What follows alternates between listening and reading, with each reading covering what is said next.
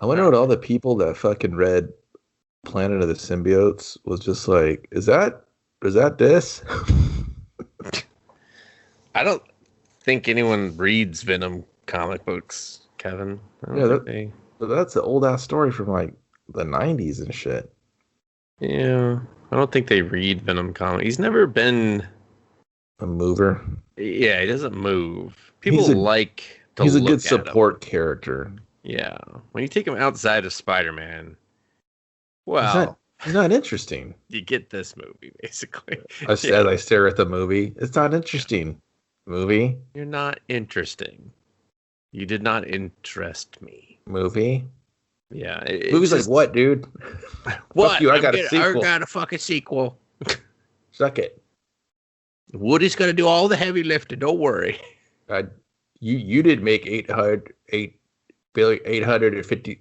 You did do all right in the Sony biosphere of piss poor movies. Oh, for a Sony movie, this has been her. This is just and it made in-game money in the Sony sphere. They're just like, fuck, we can keep the lights on for a little bit longer, guys. All right. Oh, thank God we got the animation division kicking off. Let's get those Sunny in Philadelphia guys to do the Fantastic Family. We don't have that, sir. Oh, fuck. Oh, we blew it. Turn the lights off. All right, just delay Mobius and fucking indefinitely. Oh, man, the PlayStation Sony parts have to shut it down. Movies are over. We blew it.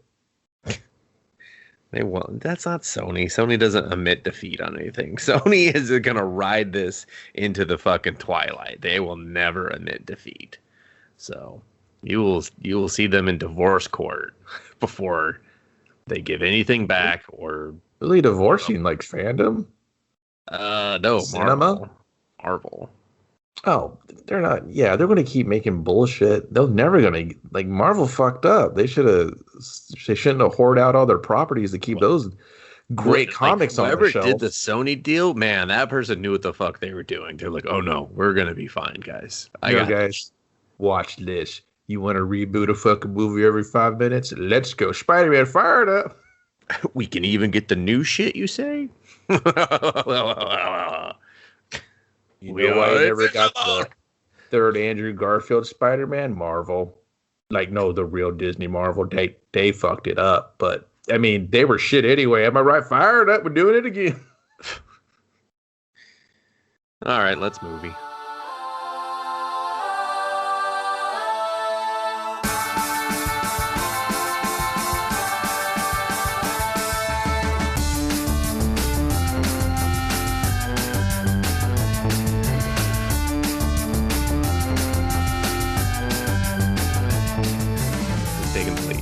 Dustin, you can tell me about Venom 2018, directed by a bunch of people, but I think Ruben Fleischer gets the guilty party on him or something. Yeah, what do you mean directed by a bunch? Wasn't there two directors on this at one time? I mean, I don't care. Doesn't quite matter. Honest. Yeah. Those three people wrote the screenplay: Jeff Pinkerton, Scott Rosenberg, and Kelly Marcel. The story is by Jeff and Scott. It's based on Venom by Todd McFarlane. Did he get any ching-ching off of this? Any cacao? No, come on. Marvel doesn't give... They don't do royalties at all. Makes sense. No, they're just like, no. I don't get royalties for this. I'm going to leave and start my own comic book company. You'll see. I'm going to break records with my long-running Spawn. It's definitely not Venom. It's Spawn. Sorry, everyone. He just says what's right in front of him. It doesn't matter. No. It was an actual intentional joke because no one bought it. Everyone was like, "Ooh, is that just fucking Venom with a cape?" I think it kind of is. Well, not rated PG-13. Venom with a cape? No, Venom. This movie. Copy that. 2018? Did you say 2018? Sure did. All right. Tom Hardy, Michelle Williams, Riz Ahmed, Scott Hazel, Reed Scott, guilty parties. Oof. God. Came out October 1st. Where were you then? October 1st, 2018. Probably living my best life because I knew this movie was only going to be 112 minutes. Budget was about 100 to 120 million. 112 minutes. I have 152 minutes on my end. Maybe they didn't count that sweet Run the Jewels song at the end. Box office, which I do like them, so that was not a knock. 856 to your forehead, a million buckaroos. That's why we're getting Carnage in the sequel. Yeah. I think that this movie just existed for that last scene. I feel like they're like, listen, we got to do like an hour and 40-minute movie here just to, I don't know, whatever this is here. You guys ready for that? All right, yeah.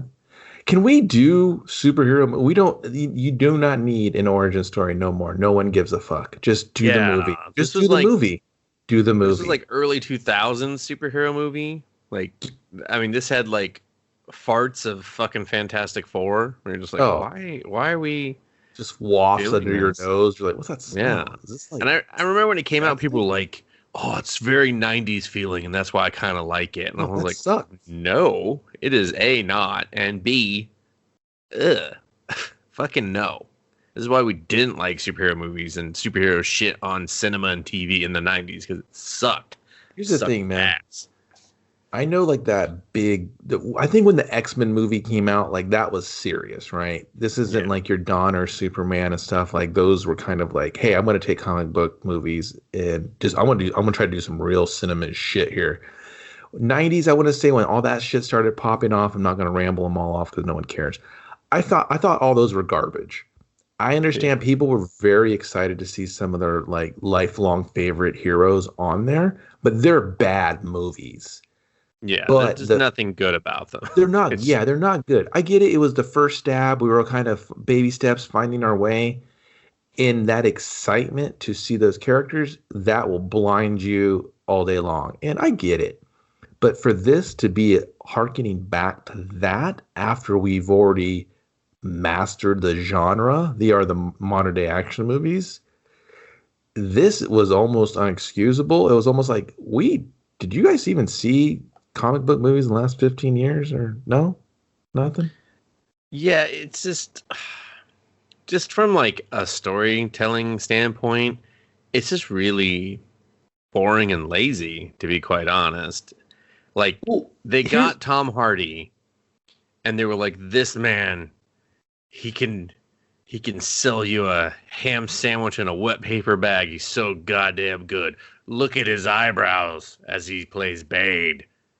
Well, look at it, Christopher Nolan says, with a wink. He's just like, he's done so much more acting with his eyebrows than anyone else. And I'm like, that's fucking not going to save this movie. Like, because clearly he showed up and was kind of just like, when do I get to go home?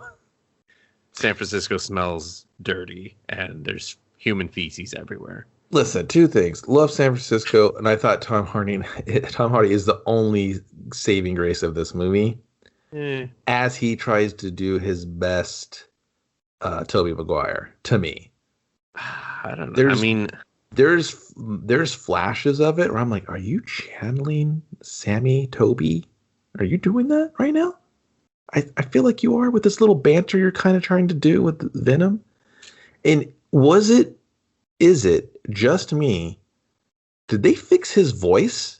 I feel like I could understand Venom a little bit more because in the trailer and in the movie, I was like, I can't understand what he's saying. No, that's where he speaks. I'm like, what? What did he say? Is it because I've seen this twice?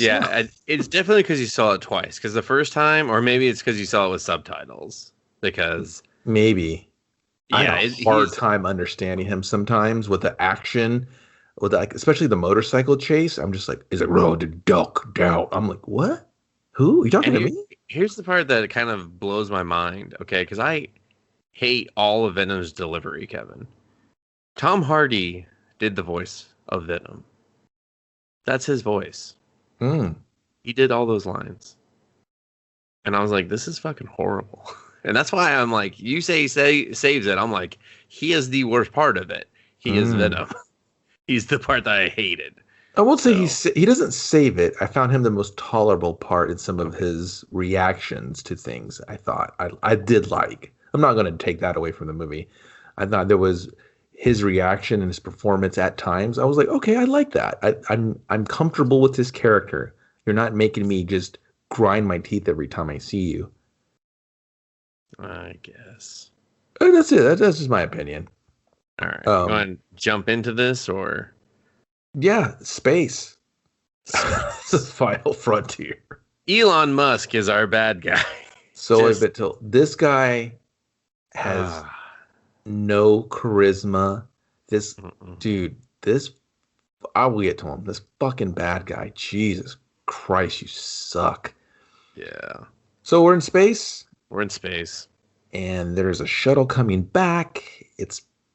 We later learn it has some run-ins with a comet, and it's picked up the fucking symbiotic life forms just to kind of get there. Because exposition will find you, dear movie Every viewer. Chance we can get. Yeah. Hey, movie viewer, you got tired of staring at something? Yeah, let me talk about it. What? Just show me. Just show me. Just show, like, that would have... I don't have enough time. It's expensive to fucking film in San Francisco. You know what super sucks about this movie? And it's the lack of tension. The movie can't build any tension, and at times it takes itself very seriously, and at times it's trying to be that 90s Waka Waka, and it really fucks up. Yeah, like, it's very Suburban Commando at times. We're just like... That should be literally how to describe a movie. So Suburban Commando, dude, I couldn't even see straight.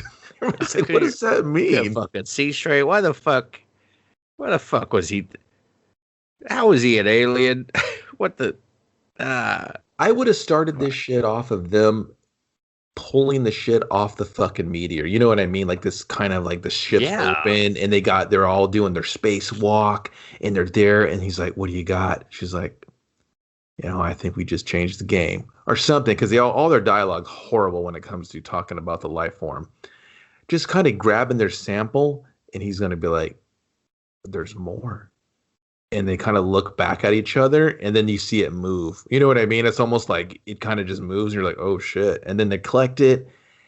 And I would have thought the build-up to bring this in would create tension, because now you're bringing in something to Earth. And as the viewer, you're like, oh, it's spooky, scary. I don't like it. What's going to happen? And then it just starts just shredding the ship, attacking the people, feeding off the people, just growing and big. And all the different life forms are just fighting over, just devouring the astronauts and shit. Then it crashes, it breaks, hits fucking Malaysia or wherever it started. And the real movie... It has to be in China because they're using Chinese money to produce this movie. So for sure. And I was okay with that, but dude, you just told me a spaceship crashed.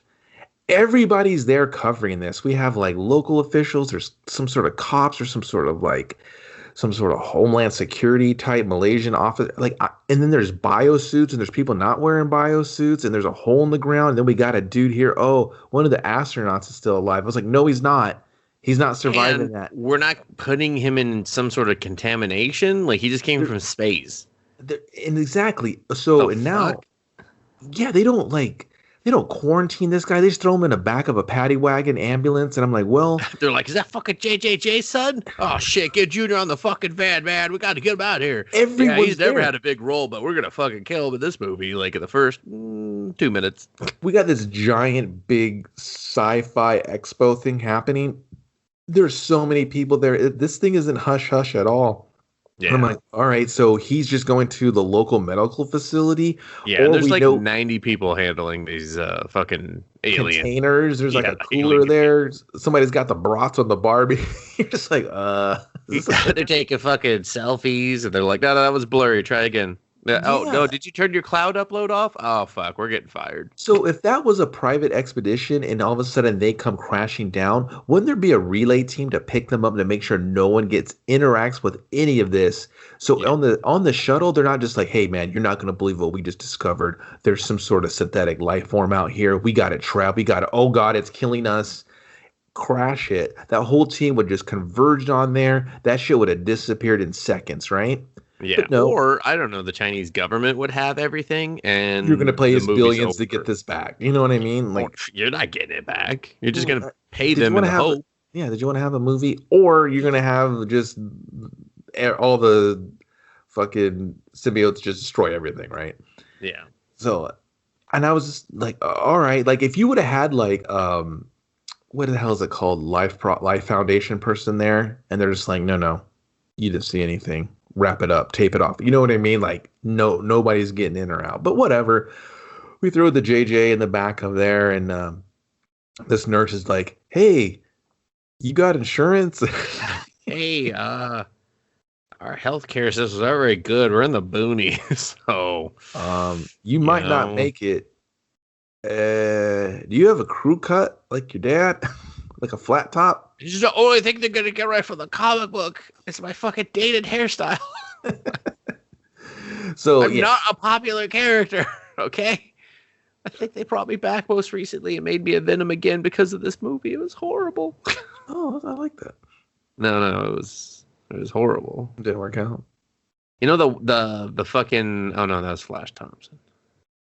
I remember when they had like the last thing Venom I ever read was where they had like the mercenary team, but they were all handicapped, but the symbiotes would get onto them and give them like faster legs, or like he can be a sniper now, and the other one could like be a ninja, and they all had different. It was like about Bloodshot. No, dude, this was a Venom book. It was the like mercenary one where he had like the stupid little like, I don't know, he looked like he was wearing a military suit. Well, they needed the host. The people that were like super soldiers needed the blending of the host, and they gave them like special abilities. It was terrible. I think Clayton Crane did the covers or something. I don't remember. Oh, anytime he does Venom, it's not good. He's like, I love drawing carnage. Tell me where this page begins and ends. And it's just like, I don't fucking know. It's just a bunch of, it looks like tentacle fucking hentai, in my opinion. I don't know what's going on. So let's just I'm gonna get this part over with. The ambulance wrecks because reasons. Basically, because he's JJJ's Jr. sits up and sucks the head off of both of them while the car's driving, and the van's just like flippity flop. Pop, and pop, then pop. The nurse, basically Riot goes into the nurse, and I was like, we're using Riot already? Like, listen, Riot's not good anyway. Well, no, he's not good, but it's just like they don't have anyone else. I know, dude, but it was too much. I was like, Venom's gimmick is that he's Venom. He doesn't really do much, and if he doesn't have the Spider-Man backing, he's kind of boring, right? Yeah, well, he needs the Parker narrative is really where the character kind of grows into this kind of like struggle where Peter's just like, I want this power, I want this liberation. Oh, you're trying to take me over. I'm a perfect host, and I won't do what you want, but this asshole will because he's desperate and he's maniacal. You know, he just needs that. Yeah, and they share that hatred for Peter Parker. Exactly. Both of their lives were ruined by Peter Parker. So that's why Venom's great. Like, he's that revenge, that just embodiment with fucking Brock. Whatever. You don't have that. So you just go right to all the fucking symbiotics. Pull all of them out. You just like dust them all off, you know? Yeah, they went right to it. I was like, I'm surprised they didn't bring in Toxic and be like, oh God. Like, oh, let's just really make this confusing. People are like, yeah, but how are they even gonna bullshit create Carnage, who's supposed to be the son of Venom? Which at the time they were like, well, we only have one fucking symbiote, so we're gonna have to just bullshit a way to create two, and then all right, now we got Planet, whatever, fuck it, you know. So that was when they were just like, and that's the biggest. I'll go back to that point in a minute because that's the overall problem / greatness about this movie. So basically the nurse she just walks through the fucking rubble, or basically the destruction of the flipped over van. Her eyes glow, her leg gets repaired, basically Riot's inside her. She forgets that she doesn't have to limp anymore several times while walking. Well, yeah, she goes back to limp, then not limp, back to limp. There's like a limp, and then there's like a real stiff, I just woke up. But I was like, shouldn't she be like a T-1000 just running? Because like Riot's running their body. She should just be like... The problem, one of the many problems I have is, and then she's just off, and then Riot's on a road trip, like the traveling pants. It's like, we'll check back in with you later, Riot. Now it's time for Eddie Brock. Let's introduce him with a news clip bullshit. Let's get rid of Riot really fast. That's it. Just runs down the street. Well, she runs down the street. I just want to get his whole story over really quick. Oh God, no. We need those breaks, man. We need those breaks. All right. You're spoiling the fun for me. Okay. Okay. You can't just hot shot fucking book Riot because it's gonna make it even worse when we. Well, I just want to get his part over with. I will not allow it. He's literally in the movie for 8 minutes. It does not matter. Those 8 minutes are important because someone went in and rewrote them in to fucking save some aspect of this movie and failed. Well, somebody was like, "Who's the bad guy?" Well, they're like, "This guy." Is it Venom, or is it? Shouldn't it be Venom? No, is it the tech guy? Yeah, it's the Carlton Drake guy, and he's like, "Well, yeah, but like Venom can just eat his head." Well, he needs a Venom too, then. Well, Riot's in the movie. He's one of the other splooge stains. Well, what is he doing? He's in Malaysia. How's he going to get there? I don't know. He'll find a way. He stole a patch from one of the other dead astronauts, so he's going to obviously hit the internet and find out where the Life Foundation is. Okay. I believe it. Yeah, dude, they're aliens. They do whatever. Yeah. So, Eddie Brock. We're getting Eddie Brock's greatest hits. He's on TV. He's the man on the streets. He's got the expose. Yeah, he won't. He'll tell you which fucking grease monkey is ripping you off and not changing your muffler. Story at 11. And then after he does the muffler story, he's telling you what mob bosses may be already setting up shop in your neighborhood. And fucking dead bodies in the dump. No one cares about human life no more. I super hated this.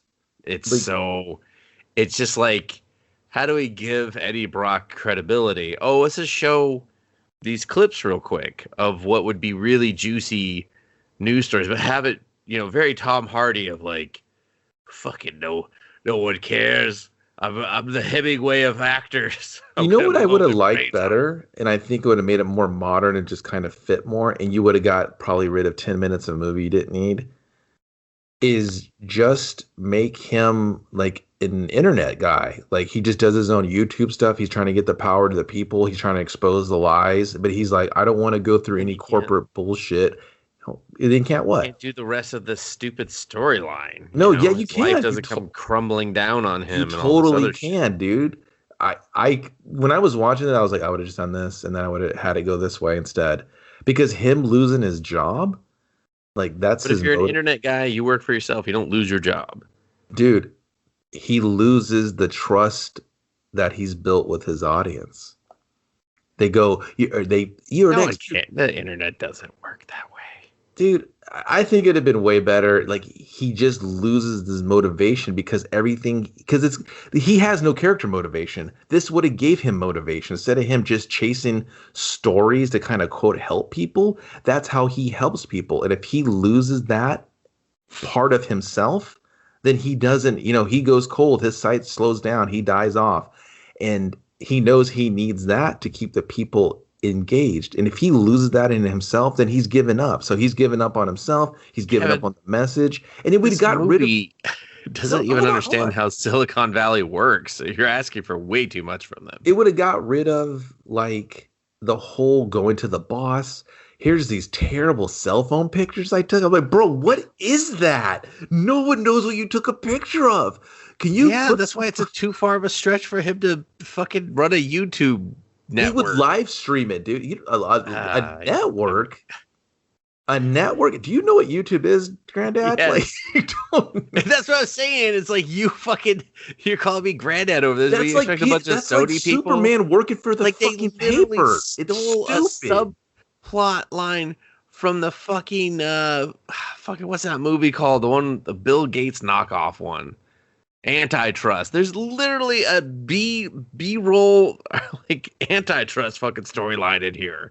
It's stupid, dude. Like it doesn't help him as a save this movie too much. No, it doesn't make him a likable character. That's my whole problem with it. 30 minutes before anything happens in this dildo superhero movie, he's not likable. The only thing I like about him is he's repping a Warriors fucking shirt with the city. And I was like, Eddie, sorry, my bad. They're terrible right now. Hey, 8th seed, fuck you. I just had to remind everyone that we were in San Francisco. They played in Oakland when this was filmed. You fucking twat. He's like, okay, Jesus. They were also winning when this came out, so that's true. Still the 8th seed, whatever. Yeah, and then all this leads, all this fucking bullshit film footage, because Kevin does not want to talk about the movie, he just wants to try to fix it, and this thing's not fixable. He goes to his Answer Man boss, and I was like, what? No, we're not there yet. He wakes up in bed, dude. He wakes up in bed. Michelle Williams brings him coffee in the tiniest bed I have ever seen. He's a big man. That was a like, normal size. Where does another person sleep in here?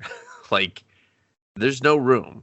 Like, clearly, you put a small bed in here for the shot.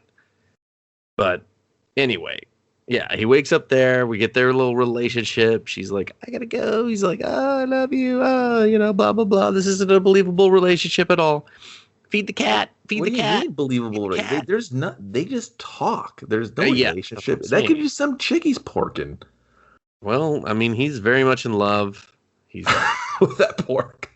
With that pork. He's put a ring on it. I guess. I don't know. They just tell us that he when proposed, she gives the ring allegedly. Back.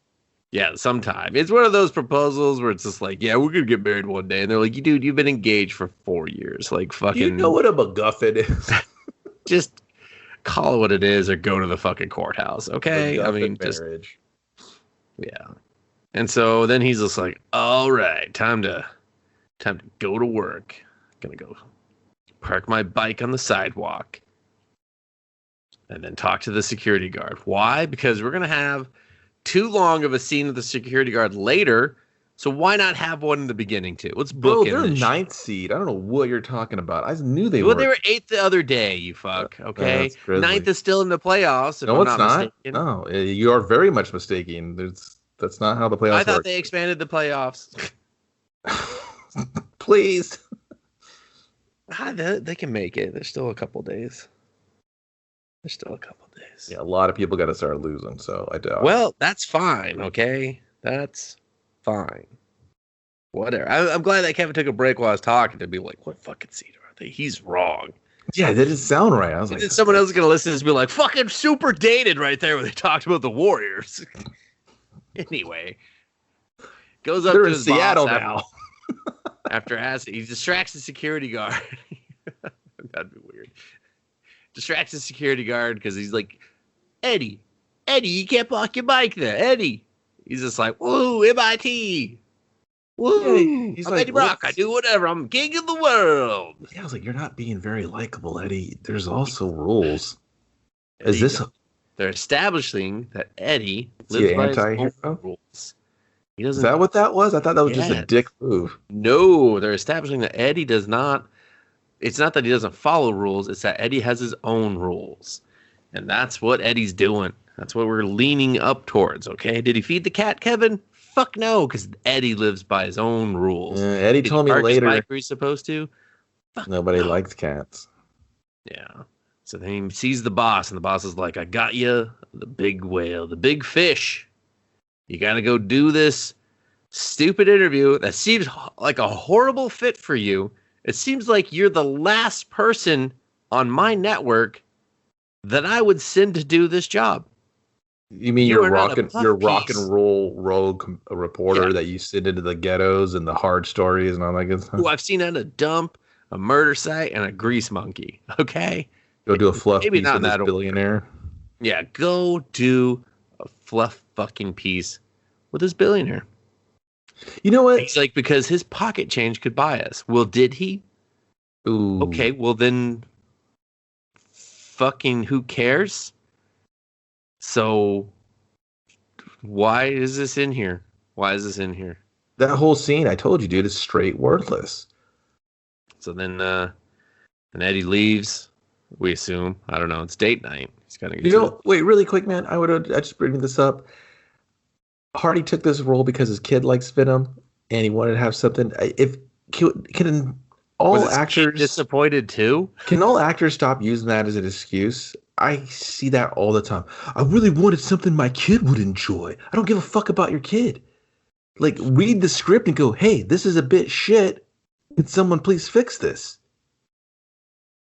No. Yeah. Sorry, son. Dad's gonna let you. I hope his son was disappointed. I hope his son hits like 18. Is just like, Dad, you were real shit in that fucking Venom movie. By the way, it strained our relationship. I just want you to be aware of that. I'm running away, Dad. Tom's just like, why are you still here? Like, I stopped caring about you after that interview was over. So, Tom Hardy. Mm-hmm. He's like, I'm a bit difficult to work with. They say it's because of my intensity, but I think that's just a bullshit way of saying I'm a prick. So, anyway, it's date night. He's, I don't know, some fucking San Fran fucking restaurant making out with Michelle Williams, who's wearing a horrible wig, by the way. The thing just, like, does not move. It's too much wig glue.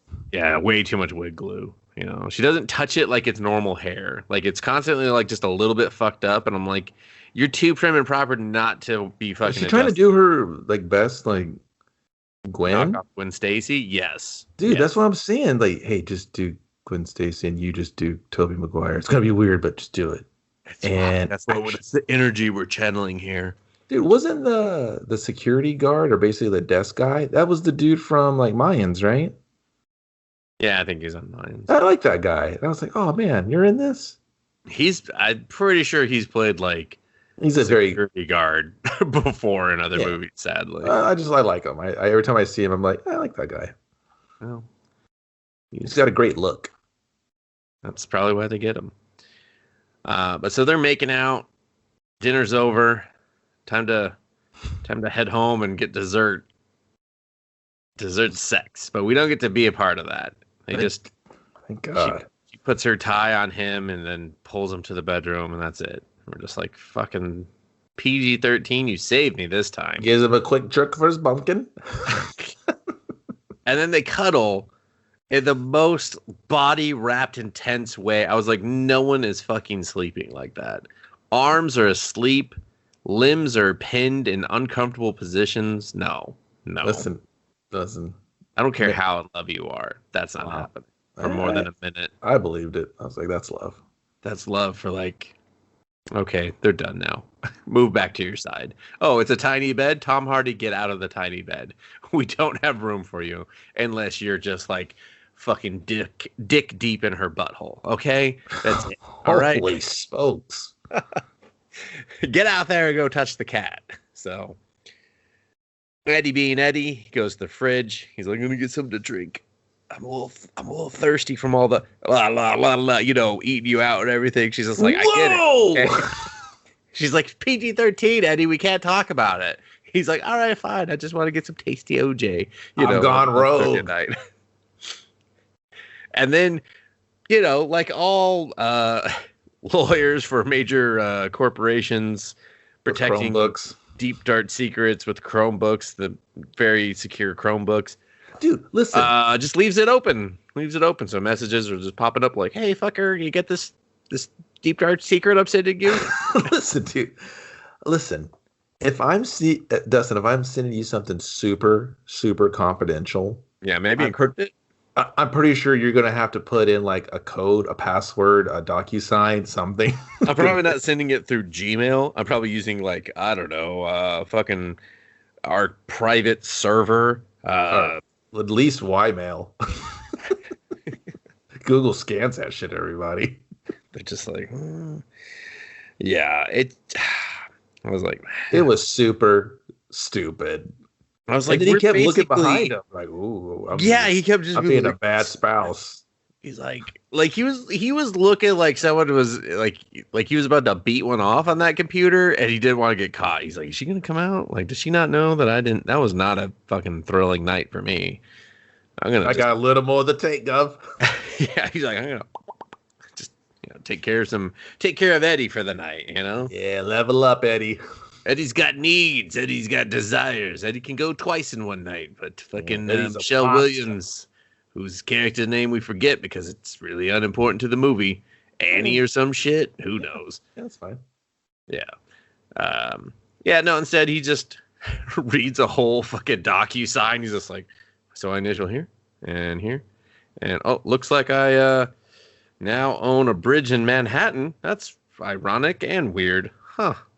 how to do that. Fucking internet scams. DCC it to yourself, dumbass. Yeah, I was just like, come on, man. It's not like she's checking her outgoing box. And they were pretty quick to figure out the connection anyway. So it's just like, you weren't sneaky there, dude. Yeah. But yeah, he reads all liberal with the technology in this movie, I'll say. It's Yeah, and again, going back to the editor, Eddie is dating this Charlton douchebag, Charlton Drake. Worst fucking Carlton Drake. Yeah, Carlton Drake. Even worse. Dude, that's like multiple times you keep bringing up like this Charleston dance. Like, what is your problem? It looked like it. It's just missing an H. What? It's Charlton 2, anyway. Dude, have a nice life. Carlton Drake's. He's banging Carlton Drake's. What the fuck? No one knows what you're talking about. Okay, now just let me get through it. Struggle through it with me, and stop distracting. Okay, you're dating the fluff piece's fucking lawyer. Why send him? Why? Why would you expect that to go any other way than south? Cue the next day. We're doing the puff piece. Eddie's, got his notebooks, doing what Eddie does. Reading from his notebook. He's like, "Oh, you cured pancreatic cancer." No, dude, hold on. We're getting the Drake guy standing there, and he's introducing the kids to this future and science and challenge. Ask the tough questions. Don't take no shit. And this little girl is just like, "I got something to say," and he's like, "Hey, whose door is this?" And one little kid's like, and he's just like, "Don't you dare shush her." I mean, I'm not going to answer her question because she is fucking rude. But let me tell you, what's your name? Who gives a fuck? There's a bullshit pin that would kill you in the gift shop. It's going to be 15 easy. I got it. I'm hooking you up right here, right now. Don't stop believing. Yeah, it was so weird, that whole pin thing. He was like, don't fucking lose that. And then he just like puts on another one. I was like, why? Great power comes great responsibility, all that jazz. And then she was like, yeah, it's like, okay, I'm going to track you with it and murder your family. Just don't lose that. He's like, okay. All right. So the doctor over here, she's going to answer whatever that question was. Except for she's going to walk away with me. All right, let's go. And they were like, "Hey, Drake, you got to get changed for that fucking internet guy." He's like, "Okay." So they go off, and I was like, "Well, if this was a real interview, they wouldn't do a walk and talk piece." I was like, "What is this, Phantom Menace? Everybody's walking and talking and shit." And I was like, "And what is that one producer chick doing? She's not even." She doesn't seem well versed. You got the cameraman walking backwards. Can someone spot him? You don't just let a guy with all this fucking rig on walk backwards. I was like, this is bullshit. The real cameraman was spotting him. He was like, "Oh God, I feel this guy's pain. Just can we make this a dummy cam? It's so heavy. Come on, it's so heavy." I felt bad for that guy. I was like, this is brutal, dude. It was stupid. It was just incredibly stupid. Yeah, they would have been talking in a poorly lit room with spotlights on themselves.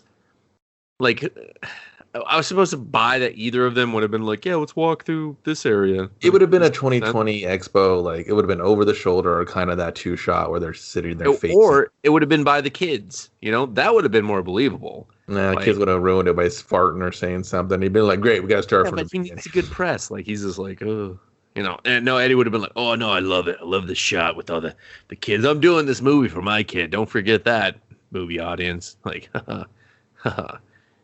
But instead, he's like, "Oh, I see you cured, helped cure some pancreatic cancer or something, like made it 20% better or whatever." He's like, "It's actually 30, but go ahead." I was just like, what was that? What was that? You made him correct him? It was a fake fucking movie. It was supposed to be snark, right? It was supposed to be this guy's very pompous and everything he says and believes in is the golden rule. Society and man has failed, and he's going to lift us as a human race above all of that, right? But this guy can't deliver a fucking line. This guy, he's so flat. There's no tension to him. He doesn't exude anything. His performance is just straight fucking shit. He's literally like a fucking bowl of mashed potatoes on screen. You just look at him, you're like, Are those Orida or like what is that? How And cold that's are they? They've been sitting on the table a while. They're like, they're pretty he's cold and chunky. Ugh. a fucking black hole void of charisma and talent.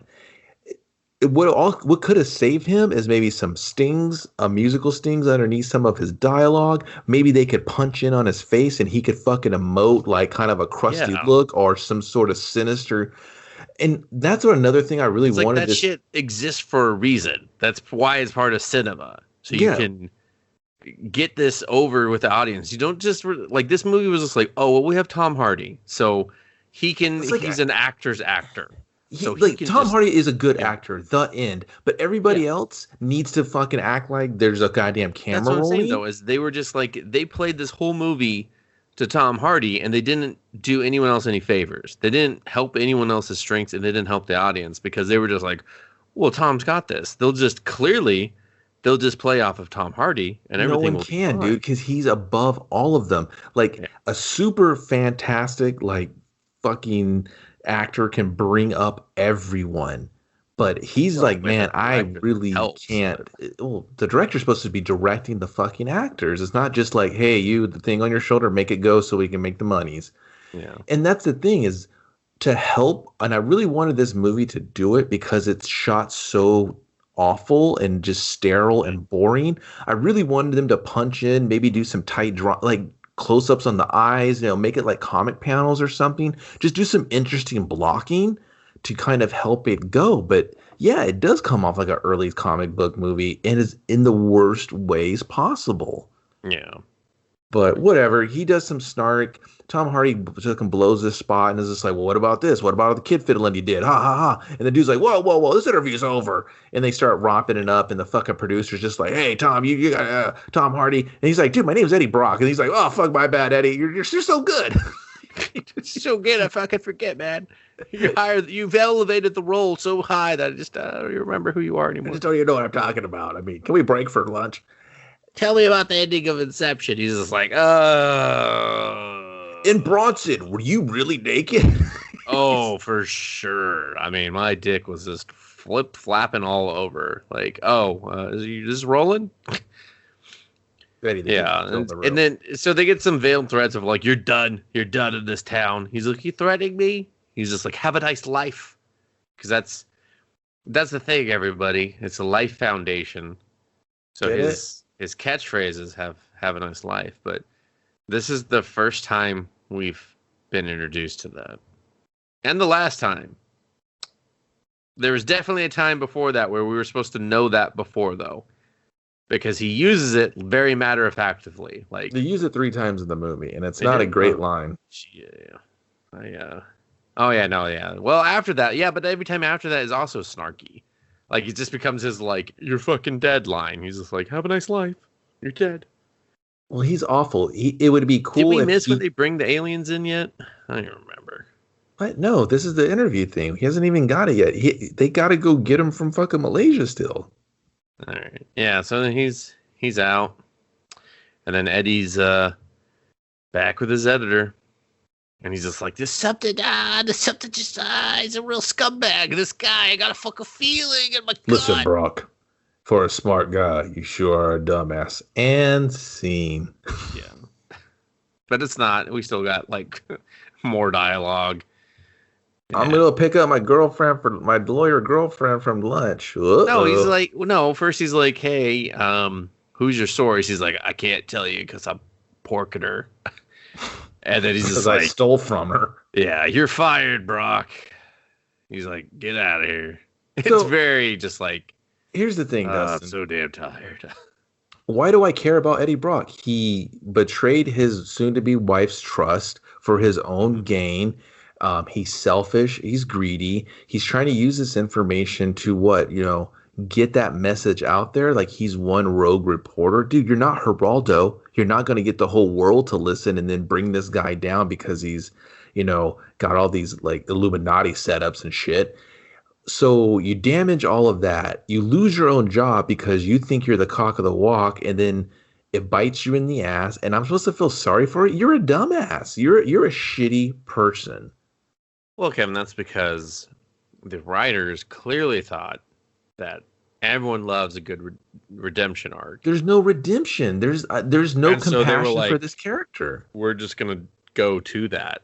We're not gonna do any of the work to get you there. We're just gonna do the redemption arc because we can't have him be a villain. No. This is a protected franchise now, or a protected character that Sony wants to have movies, so he can't be a villain. Even though he is. He's a fucking villain. Every time they try to make him a hero, it's uninteresting and sucks. What they try to do is like, yeah, he's not an anti-hero. He's not a Punisher. Because Punisher, man, did you ever see that on Netflix? It's really good. So they try to do the Peter fucking Parker syndrome where how about we just shit on this character unmercifully? Just shit on him. So as a reader or a viewer, you're like, God, man, they're really just shitting on Peter a lot. I'm surprised Parker doesn't snap and kill everyone. Okay, but no, let's give Eddie some sort of moral compass where, and even when he gives up, dude, I just didn't even believe it. He's like, yeah, life's hard, and I still got this great apartment in the dump. I was like, dude, those are hardwood floors, bro. You are paying a prince's price for this fucking apartment that I'm supposed to believe shitty. In San Fran, I don't believe your neighbor could afford it. I mean, everything was past due, Kevin, so clearly, he wasn't going to be. Weren't too past due. Lights were still on. Well, but yeah, so he tries to go he goes to Michelle Williams' work because he figures she's probably getting fired right now. And she's getting fired. She's got her box. She's being let out by security. She calls him like an asshole or something. Dustin, how many times have you been fired? 6 or 7? Did you take the box of stuff from your office and go, this is fucking cliche as fuck? Yeah, I don't bring shit to the office. Like, who's living on their desk in such a way that they're just like, oh yeah, I need like a box of shit to come with me. Like if I bring it that day, it comes back with me that day. I don't know. You got pictures of your 7 kids. You're like, little baby Joey. This plant, this is my plant. Like they would just they would fucking Vince McMahon trash bag that shit and send it to her. They're like, it's all in the trash bag. Here's my cereal bowl I awkwardly leave in the break room sink. Did you guys find my mug? Listen, I told you I fucking broke it and threw it away. I heard they were firing you, and honestly, Annie, you're a shitty coworker. Okay, that break room has been a mess since you started this. I'm gonna take a fistful of these pens because I was just like, what do you have? Like, she had like paper. Dude, it was so waka where I was like, what? Like, if she could have just stormed out. We can't show she got fired any other way. Like, security taking you out, that's a good indicator. No, just have her leave and, I don't know, try acting. That's not gonna happen, Kevin. She's known for Dawson's Creek. Okay, whatever. Like her wig was glued on so tight her face couldn't move. Okay, the only thing she could barely blink sometimes. She was just like, "Oh, fucking trying." This was so heavy. I had to have 6 months to calm down. Well, first we can't just gloss over this. She's got to take the ring off in the most, I don't know, like, oh, you guys were engaged type of fashion. And then just gives him the ring, and then just like storms off with her box. She parked really far away, I guess, or walked to work that day. I don't know. It was a mistake either way. Yeah, she probably took the trolley. She's like, I'm gonna take this trolley. This trolley only runs like down one street, but I'm gonna take this trolley. Yeah, that's how people know San Francisco. If it's not a Rice-A-Roni commercial, no one knows what the fuck you're talking about. And you don't know what? And you don't know what I'm talking. Rice-A-Roni. God damn it! You're fucking stepping on everything. Shut up! You fuck. Don't fucking bring up Rice-A-Roni. You deserve to be called out on Rice-A-Roni. Anyway. I guess before the 6 months kicked in, they backed up a fucking armored truck to the Life Foundation. And he was like, hey, man, here's your tubs of spooge. And he was like, they're beautiful. And I'm like, well, aren't you missing one or two? Do you know what you even have? Well, we have... Where's the doing manifest? Some quick math, Kevin.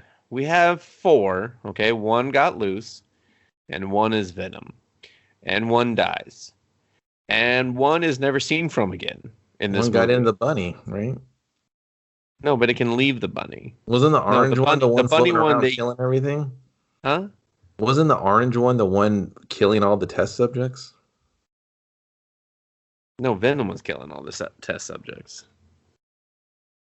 I don't know. It doesn't matter. Well, they don't ever decide. They don't never let you know which one's really which. They don't decide to name them or anything.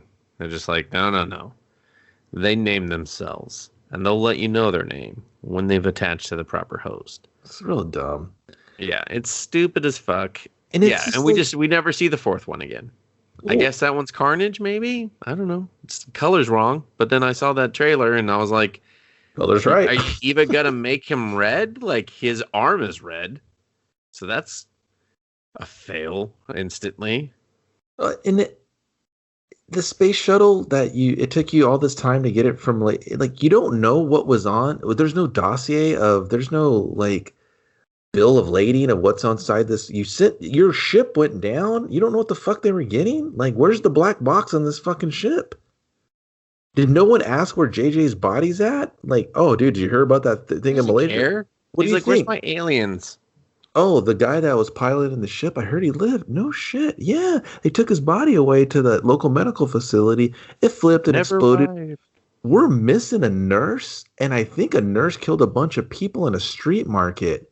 Oh, yeah, because she has Riot inside her. That's what I heard. Yeah, and she just shows up, eats an eel alive. Listen, I love eel, so I was like, ain't nothing wrong with that. The way she ate it, though, was very awkward. Awkward and unappetizing, where I was like, listen, I get it. This is supposed to kind of be cringy, like, ugh. But like, what the fuck? Is she chewing on rubber? Like, actual rubber? Did someone put an actual piece of rubber? Nothing is framed or shot like for action or anything. The director was told, listen, anything that's worth a fuck is going to be all done in a computer. Just stick the goddamn camera out there, put the fucking people in front of it, yell action, and go home. That's all we want you to do. And then the people that got that footage were like, what the fuck am I supposed to do? I can't CG the whole scene, dude. You know how Sony is. But it's going to look really bad. If Sony gives a shit about it, they're directing that movie. There was probably executives on that set every day going, did you put the people in front of the thing and make it go? And he's like, dude, yes, I did. There you go. Good. The computers will fix it. Here's your $1 for lunch. So here's another thing that pisses me off. So when Riot's in Malaysia still just eating, I guess an eel? Street eel. And he doesn't eat any of the people he killed. Everyone runs away. And then he transfers himself to an old lady? Why would the old lady be a host? He's trying to be less conspicuous. No, that's fucking stupid. He's very smart, Kevin, because then he becomes a little girl later on. The fucking movie just told me it needs a powerful host. Fucking Venom told me, hey, dude, Riot was like, hey, killer host, bud. He was just like, shit, you got a good one, man. I was like a fucking astronaut, a dead astronaut, and then like an EMT worker, and then like an old lady, and then like a little girl. Like, I have a thing for women. Why would the old lady? Why he would look at her and go, "You're not fit. You probably have like cancer." She should have looked so much more haggard and burnt out by the time she got to the airport. He should have went to one of the fucking triad guys or whatever Asian gang member guys or whatever, and just go, "Hey, I'm going to get in your body because it looks like you're physically fit. Oh, you smoke? I won't go to you." Why would he go to a host that's damaged? You're going to go to going to establish that those scenes in China are just there to help China release the movie for you. That's the movie's rules, bro. Don't tell me your rules if you're fucking them all up. That's also the rules. You want to get released in China? Film in fucking China. Put some China scenes. I don't care about the financial. I just care about the narrative. I know, but that's unfortunately it affected the narrative at this point. And that's the whole reason that's there. And that's a sad reality. They're just we want to be released in China, so we have these stupid scenes that were edited. I guarantee those were just an afterthought that were added. It doesn't matter, dude. You don't put her. Why would you put Riot in an old woman? Like I said, we could have had your China scenes. You could have got your fucking China money. Just have it make sense. You told me they need strong hosts. Is it just because he did fucking Venom up or later? Suit up? They were like, doesn't he need a strong host? Ah, shit, I've been doing like that. Or they're trying to show that that's how strong Riot is, that he doesn't even need a strong host. Eat a Riot dog. I don't give a fuck. That's the biggest crock of shit. And while we're on it, with the old lady couldn't get on a plane to fucking from Hong Kong to San Francisco. We had to go to. Looked fucking tore up. She had no plane ticket, right? I was like, why did you go to a little blonde white girl? Fucking money. Because he knew that white girl was going to San Fran. He was just like, that white girl's definitely going to Venom Town. this stupid fucking why was he even life trying form to go? When did he look up? When did he have time to find a rocket? Where is Life Foundation? Hey, look, I'm a pretty good typer. The little girl's always on her phone. I want to do on the Riot adventures. I want them to do some video shorts.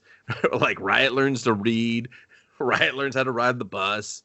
How does Riot know how anything goes to McDonald's works? for the first time? He's just like, oh, this is pretty good. When Venom started talking, I was like, are you British? Just like,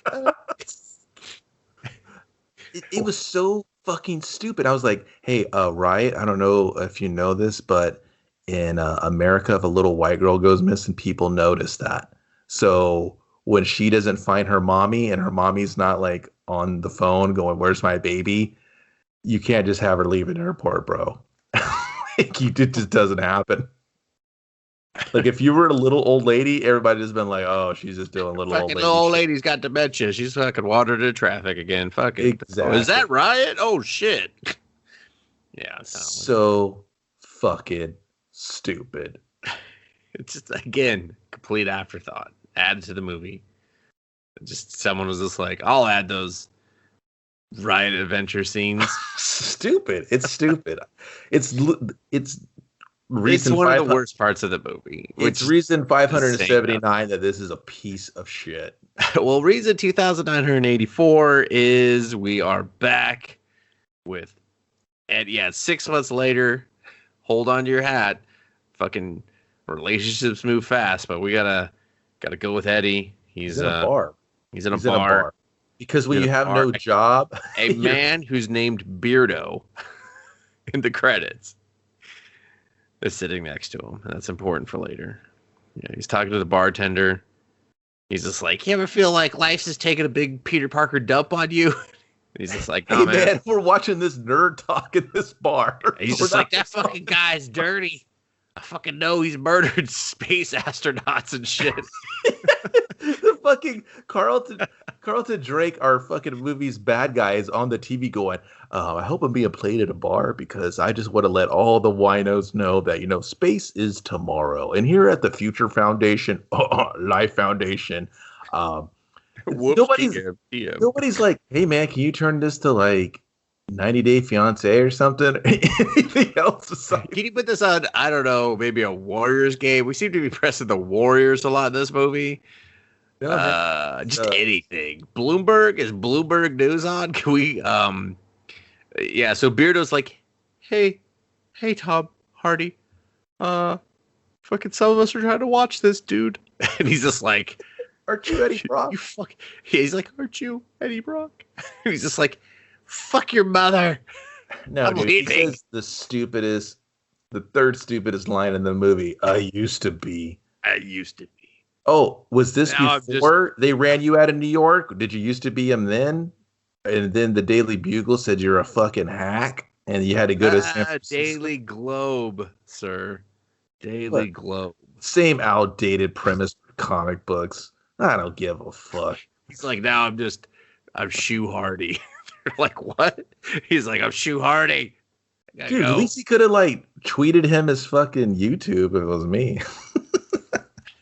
He's like, hey, Eddie, will you follow me on Twitter? He's just like, no, I don't have a phone. I mean, I do, but yeah, man. Do you tweet a lot? So it doesn't even count. It's super expensive, but that's it. Do you tweet everything you see? Are you a big retweeter? I'll follow if you tweet one every once in a while. Eddie, but are you tweeting that I'm a weirdo shithead right now? Don't blow up my timeline. I won't follow you. I'll mute you real quick.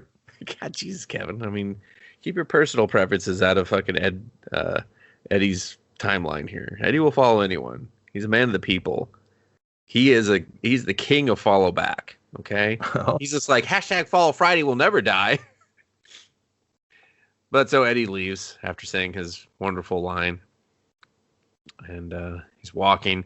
And this is the part where I have the biggest problem with Tom Hardy's performance, Kevin, because from this point out in the movie, he walks like his shoes are about to fall off, like he's just kind of got them flopping on the front of his feet. Well, he's wearing those Reeboks cross trainers. That's why. Yeah, well, it doesn't matter because he's walking on them like he's wearing not really flip flops, but like he's smash down the back of the shoe, and they're ready just to pop off at any moment. Okay. Like, it bothered me. I couldn't unsee it. I was just like, why is he walking like this? Put your shoes on right.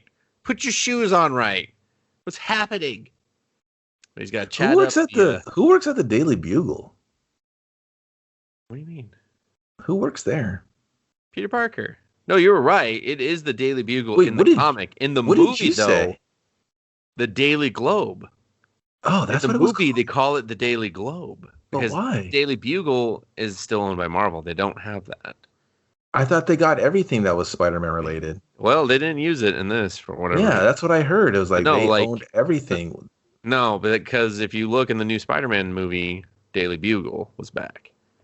Yeah, but they let him use it. That was a partnership with Sony. Yeah, I don't know, man. They didn't use it in this. They called it the Daily Globe. Either that or Michelle Williams is like, I don't know what a bugle is. They were like, can you just say the lie? She's like, no. They're like, you're difficult to work with. Michelle, You've been hanging out with fucking Tom too much. Michelle, I'm talking. Michelle, we got bugles at craft services. They're pretty good. She's like, my hair's on too tight. They're like, all right, fucking, can we just, did she kill Heath Ledger? Jesus, dude. I couldn't resist. I thought it was the Olsen twins. No, well, I mean, maybe. Allegedly. I mean, no. I mean, it's pretty sure there's the drugs. But, yeah, and so he's got to walk down the street. He's got to get a shitty paper. Maria. He's doing a real shtick with this homeless woman. Dude, I thought they had a comedy troupe. they were fucking street lizards. That's their name. On first? Yeah, he checks for the free paper. She pulls up her skirt / blanket / I don't know, part of her body. Yeah. And is like, ta-da! And then she charges him $5. You know what? I would have died if she lifted up the free paper. Like, she's hiding the free paper under her, like, blanket or whatever. If all the money in the world is someone to put a fart sound on that and editing. She's like, excuse me. He's like, no, yeah, they just sell it. He's just, okay. He's like, gotta be one of those days. It's gonna be a long Tuesday afternoon. She's like, it's evening. He's like, fucking, I don't know, man. Like, I don't know. Yeah, life really goes. I'm about to fucking cold call a bunch of editors late at night. So who cares? These go real topsy turvy when they Peter Parker shit on you. Yeah. So he's like, I will give you some money, and she's like, how about $1 and a song? And he's just like, I'll give you 20 not to fucking sing. Which was probably just like, I was like, man, he really is an anti-hero, this guy. Oh, dude, if he was my Eddie Brock, he'd be like, all right, $20 and a handy, real quick. Get it real homelessy down there. Get it hard and quick. And on the street. I don't want to move. She's like, I wasn't gonna get up. He's just like, all right, that's what I like to hear. So, and then he's got to get, I don't know, dinner or something and some Pepto. He's just like, let me get some Pepto. He gets like a airport sandwich and some Pepto because he saw the dailies. He's like, he's like, it's gonna be a long conversation with my son about how this movie fucking blew. Son, have you ever heard the phrase, we'll fix it in post? Well, I heard that a little bit too much on the set. That's literally what this movie was called when we were shooting it. Yeah, you know, when you find a defined park, you just found fix it in post. You're like, oh, that's my movie. You know what? They shot a bunch of this around me. I don't know what scenes it was. I assume a bunch of interiors, probably the stupid lab scenes. What do you mean? You in real life, or are you Tom Hardy? Yeah. I mean, I'm not Tom Hardy. What's wrong with you? I thought you were like role playing as Tom Hardy. No, like this is real life. Okay. Yeah, we had the notices saying, "Hey, we're shooting in your area right there." It's Venom. It's got to be for not Venom, but Venom. I was like, "This is Venom." They're like, "Yeah, we didn't say that though." No, it's clearly right here in this paragraph. Right here, paragraph 5. You said Venom. Sony Pictures. Sony predictions. Big at the box office. Watch Sony predictions. We're going to kill it this year. Shareholders are like, no, you're not. Anyway, so we meet Mrs. Chin. She's important because A, she's going to be in the movie again, and B, she's in the sequel. So fucking. You're not important just because you're a reoccurring character. Yeah, they were a fan favorite. She's a fan favorite of does nothing. Producers. Yeah, she does nothing. She says something in Mandarin for 5 seconds. She's just like, fucking life's hard, Eddie. Did you do the meditation? I was like, Eddie's got bills to pay. Eddie shouldn't be fucking sleeping right now. Okay. Eddie needs to get the job going, not the meditation, lady. Yeah. And so a guy comes in. We'll just call him Hollywood's version of a thug. Dude, that guy had a lot of dialogue. He had a lot. He was just like, get my whiskey and my fucking, don't forget my change. He's like, why do you have my money ready? Mrs. Chin, I am here. I am offering you protection. You need to have the cash in a little brown bag. You know how I like it.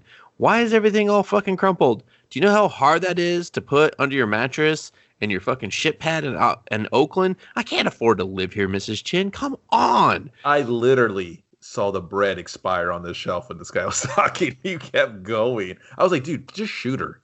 Just get it over with because you're awful.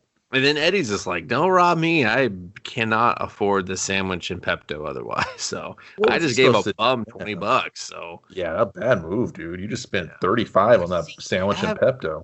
Does even have $20 for a bum, you know? And also, I didn't see money exchange hands, so I don't even believe he gave the money to her. Yeah, he's got it. He's running a tab. I'll get you next time, Maria. She's like, I'll be dead. He's just like, For Mr. Chin or the Mrs. Chin or the for her? Oh, I thought you meant run up the tab with the bum. No. Like she's just blowing him for free, and he's just like, I'll get you next time. Next time it's on me. She's just like, that's what you always say, Eddie. It's just like, next time it's real fucking jizz joke. I gotta go. Yeah, running up a tab with Mrs. Chin. She's just like, I can't give you any change.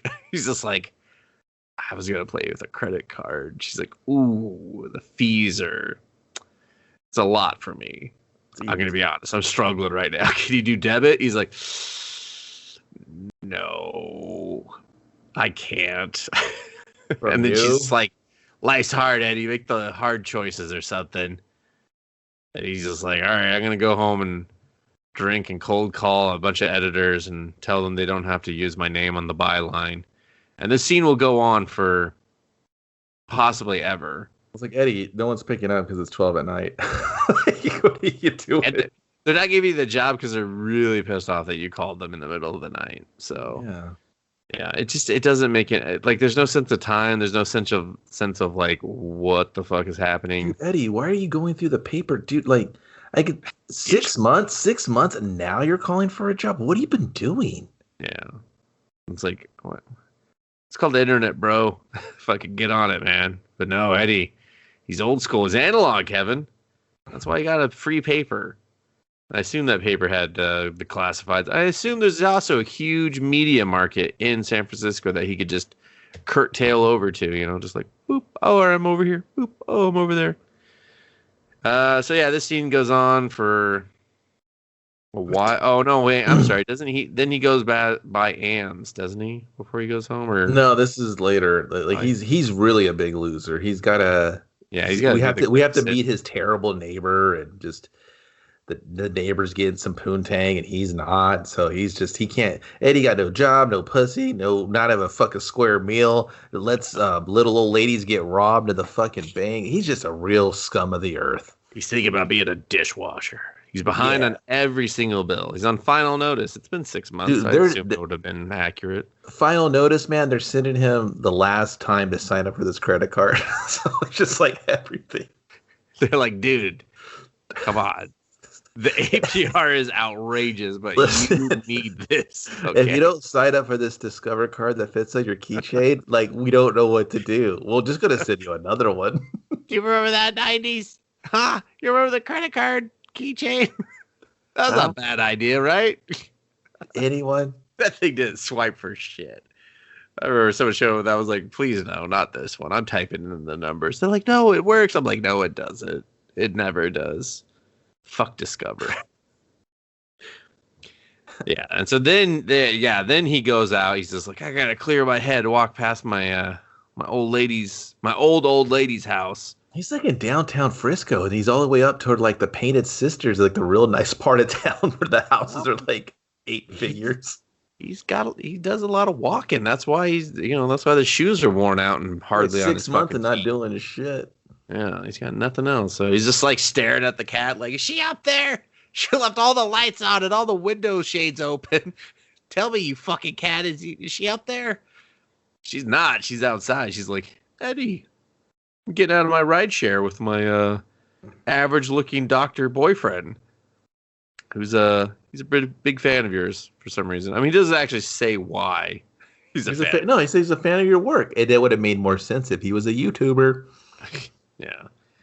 So she's already having adult sleepovers 6 months after being engaged. I can say this relationship was bullshit because that's quick. I don't care who you are. She got over him, dude. He had a key already. Even I felt that shit for him. He's like, he has a key, you know that, right? And I was just like, dude, Eddie, you're right to be. Nah, dude. She's getting that good doctor dick, so she wants it anytime. Come on. That's too soon. I wouldn't even, no. Like, maybe 8 months, you can come over. Dude, yeah, whatever, man. 6 months we're meeting in public, you could be a psycho.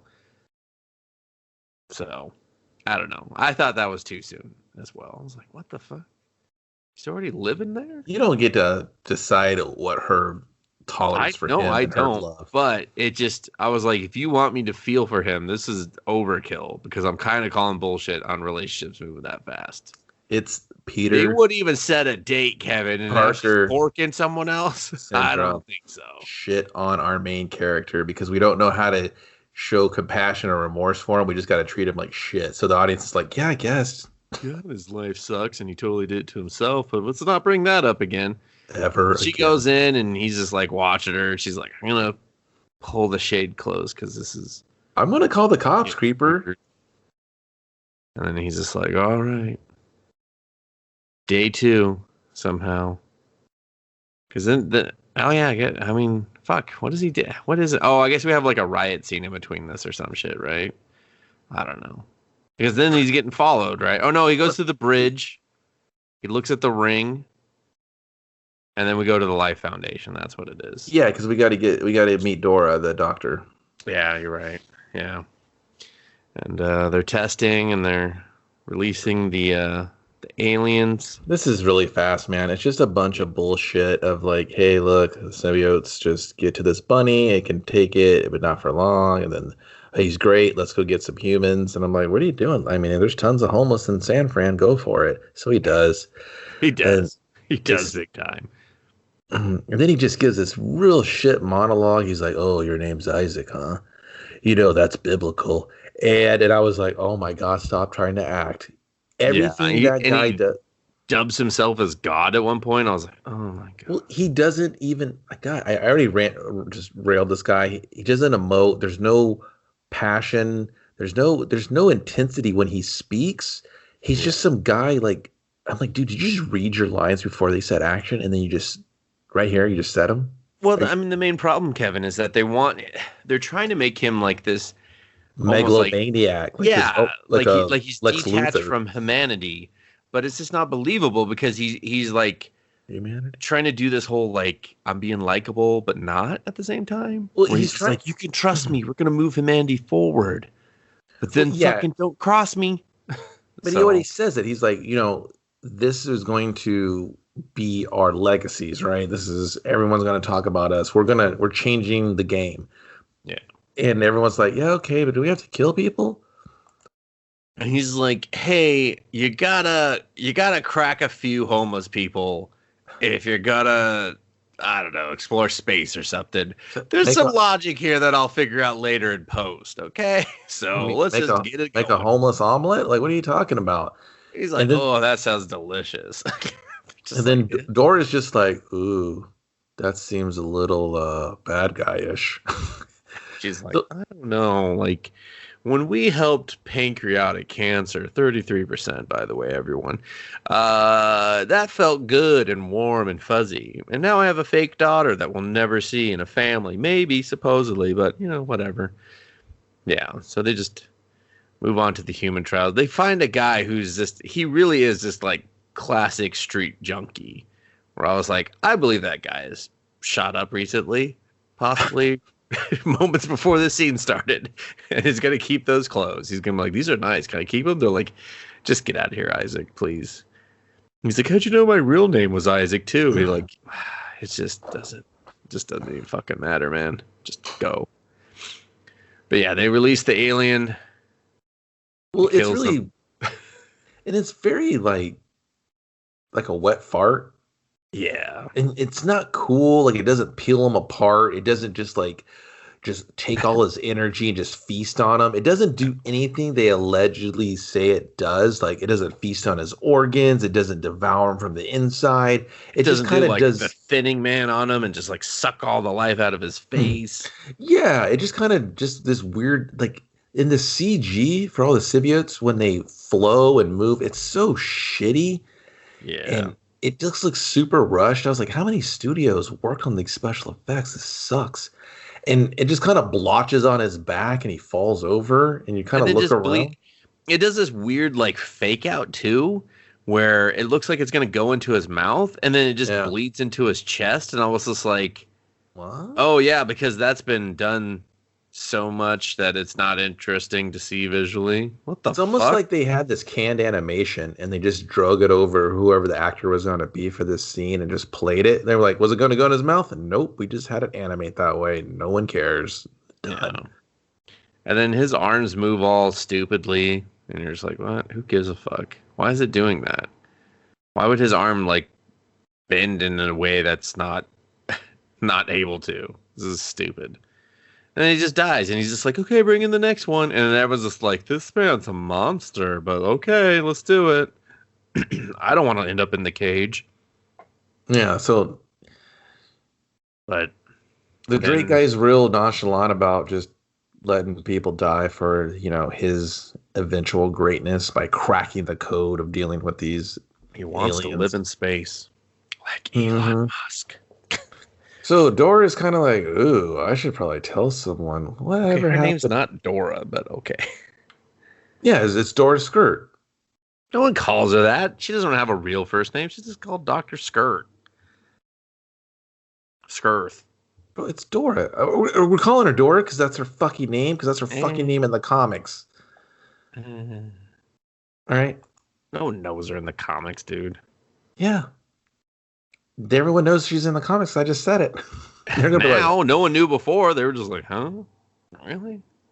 So I guarantee she wasn't played like this in the comics. So.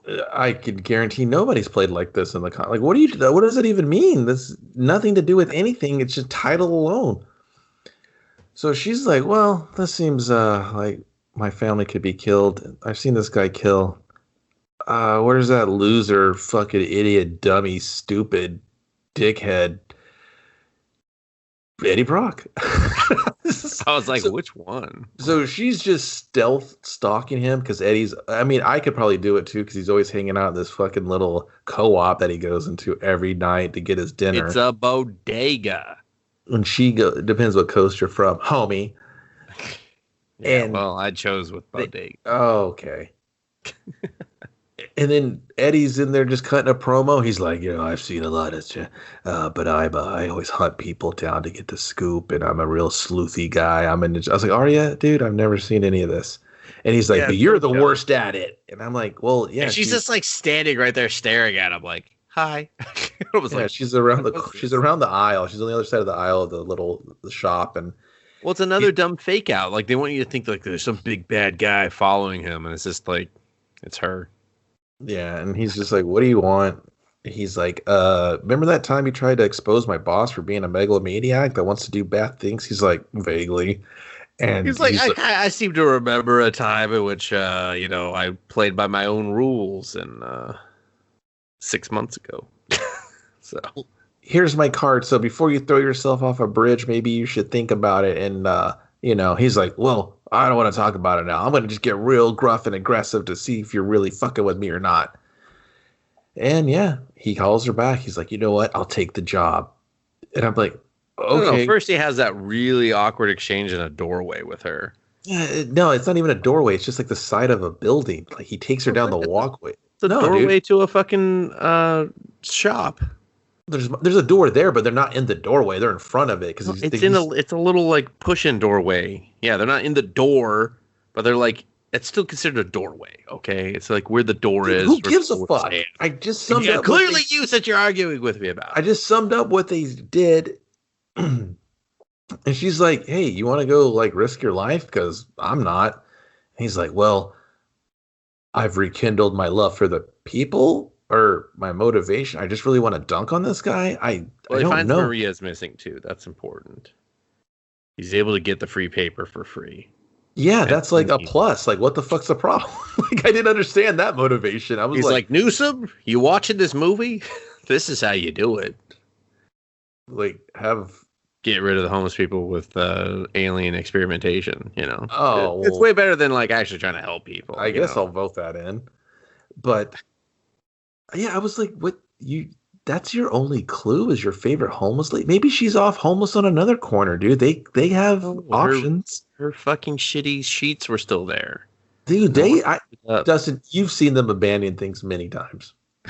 So don't all of a sudden act like you got like bum 101 psychology and shit. You know I do. Okay. You know, dude. You know I do. And she was way too coherent and stuff, so she made those choices. Yeah. She was not a real bum. So he's like, all right. So he has his little epiphany. He makes the call for her. She's like, I'll sneak you in. And this is how this life doesn't make any sense. I was like, this is your big plan is to sneak him into the fucking lab? Dustin, hold on. Share some fucking photos. Maybe a memo, an eternal memo. He's great with those. The Future Foundation, where they go. Life Foundation. This thing is like Fort fucking Knox. It's like the biggest military research facility I've ever seen. Has the best real estate in San Francisco. It's on the side of a fucking cliff. They go through one guard post and she's shitting a brick because he's like, it's like he's sneaking her. He's being snuck into a fucking drive-in theater. Just keep your head down and I'll put this little kid blanket over you. It was more like he was going to the West Germany. Germany. This would trick him.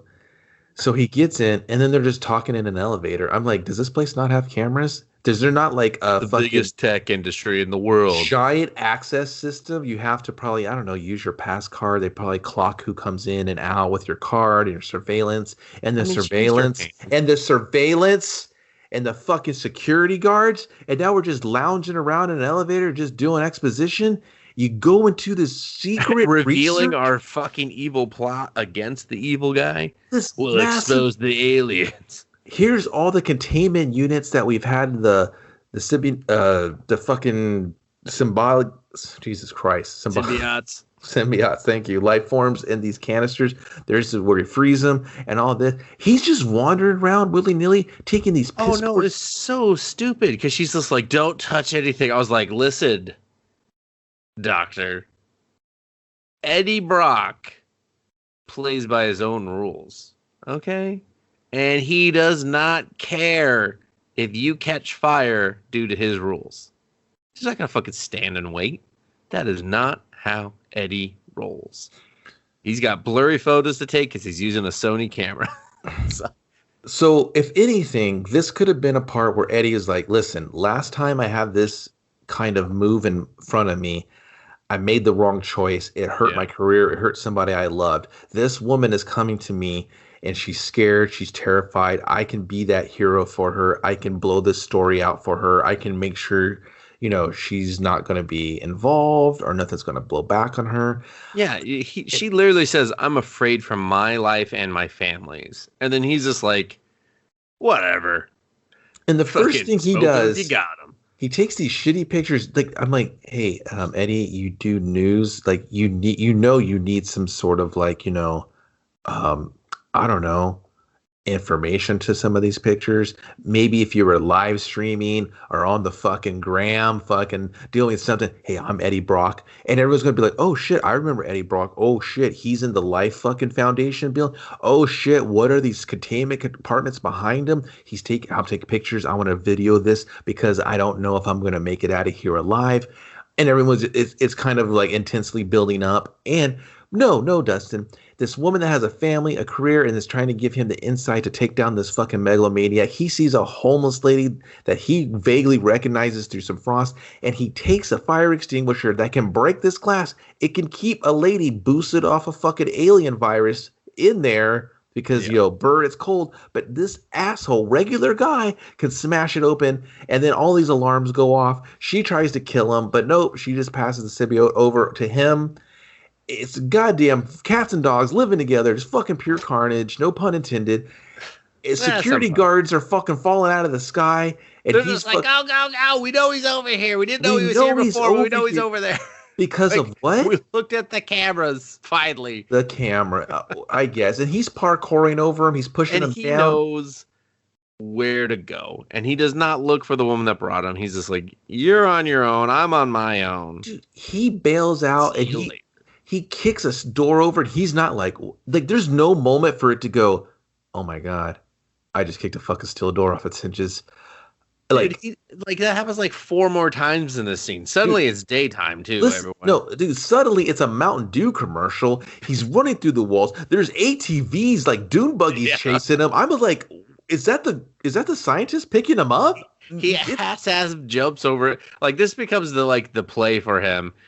To show off that he's different now is to have him half-ass do shit. They're like, oh, instead of him having him jump over the log all cool, we'll have him run through it. Instead of having him clear the fence, we'll have him break through it. But instead of having him disappear with camouflage, we'll have him just hold onto a tree that won't move at all. So here's my thing: is like the alien organism has to bond with him. The movie's just told me it takes time to bond, even if he's this perfect host.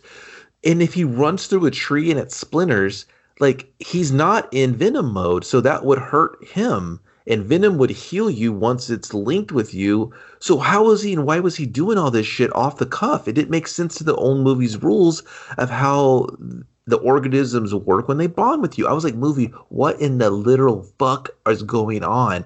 And well, Kevin, if I may interject, the movie, much like Eddie, plays by its own rules. And those rules are loosey-goosey. The rules are changing every fucking scene. They are, because it's just, that was draft A. Now we're on draft 159. It doesn't make any sense, the numbering and the lettering. And this is the biggest hodgepodge story movie shit that I've ever fucking seen, to be quite honest. And then, it was painful to watch a second time. So we just had this Mountain Dew commercial, all these cool action things. These dudes are jumping dune buggy, and I'm like, are we trying to catch this guy or what's going on? Yeah, I mean, they're fucking shoot to kill, like hardcore. This dude's dead if they get a hold of him. Yeah. And then it all just comes to a grinding halt, and they can't find him. They can't track them. I don't know. The ATVs seem to be, the dune buggies are fucking up everything. I don't know.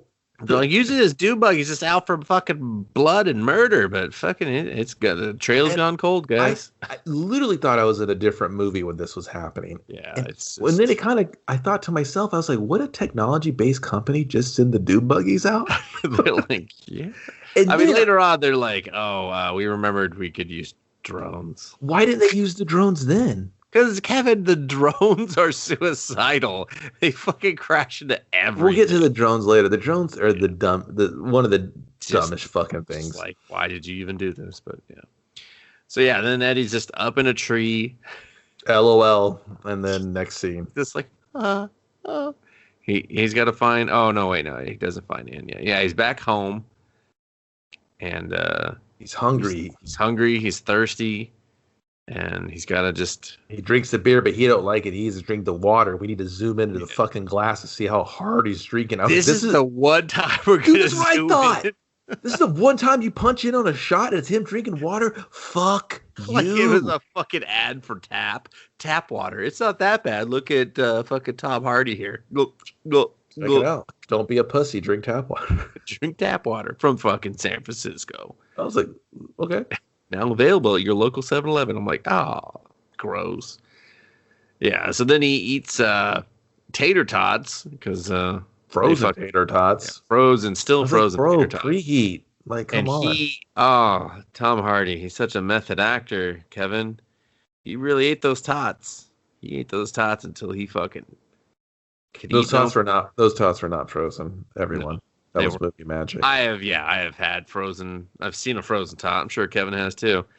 You can't put your teeth through that. That'll just break your mouth. Top professionals, everyone. I'm not going to fuck you around on a tot here. No, yeah. I mean, that would dislocate your jaw trying to eat a frozen tot. No. Either that or his fridge just wasn't fucking working because they cut the power finally. So. Yeah, I mean, I've seen a frozen thought, but not a frozen tot. But then the tots aren't hitting the spot, so he just decides to eat trash. Chicken trash. The worst type of trash. But it was nicely placed on the plate, laying on the top of the trash. And I was like, is this like a video game?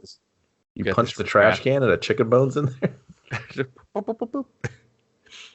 And that doesn't sit well. And then, he throws up violently. And then why did he just go to the sink? He just goes to the sink. Or Dustin, maybe throw open the trash can. Or I don't know. He had to go. Why did he run to the toilet and go, "What's happened to me?" Because he needed to see his face go, then fall into the bathtub for an hour. Yeah, it just. Oh yeah, and then he looks in the mirror to like pick the chicken out of his teeth, and then the Venom's like, "Hey, dude," and he's like, I fell backwards into the. Yeah, I ripped my shower curtain very easily, very easily. Oh yeah, that is an easy rip. No, it just like. Fell down with him, but and then he wakes up and he's just like, "Whoo, killer nightmare, man! There's tots everywhere. Let me sweep this shit up real quick."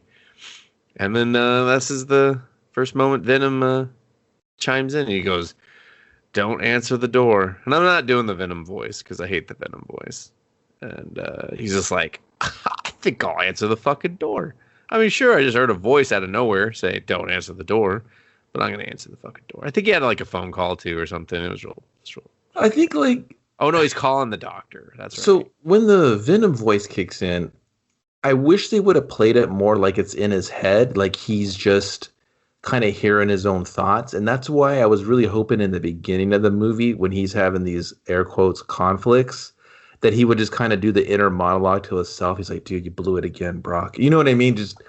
And then when like the voice would kick in, that character would have been like, "What?" And he's like, "Nothing wrong." Yeah. He's like, "We got it, everything under control, Brock." You know what I mean? I'd been like, "Oh, what?" Like, yeah, that's the thing. You really do have to play this so the audience understands, and the best way to do that is to have him just narrating and doing inner monologue all the way up to it. That way, when it switches to the Venom voice, you're like, "Oh shit, that's Venom." Because then it's more of like, hey, this is his dark side. Is he losing control? And as the inner monologue, I would have liked more. I don't need his narration, but just those. I'm just looking for like the easiest way to relate it to the audience. Like you have him doing all this, like you said, where instead of him talking to himself, it's in his head. He's like, "Oh fuck, I fucked it up. Oh, why did I do this? Why didn't I tell her I was sorry?" Blah blah blah. That way, when Venom starts talking and taking over for that. You're like, oh, his own thoughts have stopped. It's now just Venom in his head. Right. He's either succumbing to the darkness, he's whatever. Like, there's no struggle for the character if he's just like, you know what? And then Venom's going to be like, "It's dark in here. I could use that." You know what I mean? The Brock's like, no, I'm not that guy. And he's like, "Yeah, you are." But then there's a part in the movie, he's like, "You're a fucking loser, and so am I. Losers forever." And I was like, "Fuck both of you." He's like, "Fucking loser squad. Woo! Loser squad hitting the fucking town. Woo! Yeah, dicks out, motherfuckers." Fucking pop punk band plays, and all of a sudden they're just trying to like do a panty raid or something. I don't know. And I was just like, a retirement home. Is this like a fucking buddy cop movie? And just I don't see the other guy. Tom Hardy. And I would have. Tom Hardy's voice. Like, if you would have you didn't have to be melodramatic with it, but if it's just like his inner thoughts and he's struggling with it and he's real cocky in the beginning and you kind of see him lose that grip and then the Venom's playing on that and he's like, "We could do a lot of good things here. You are the perfect host because you're weak and I use your anger and I use your hate."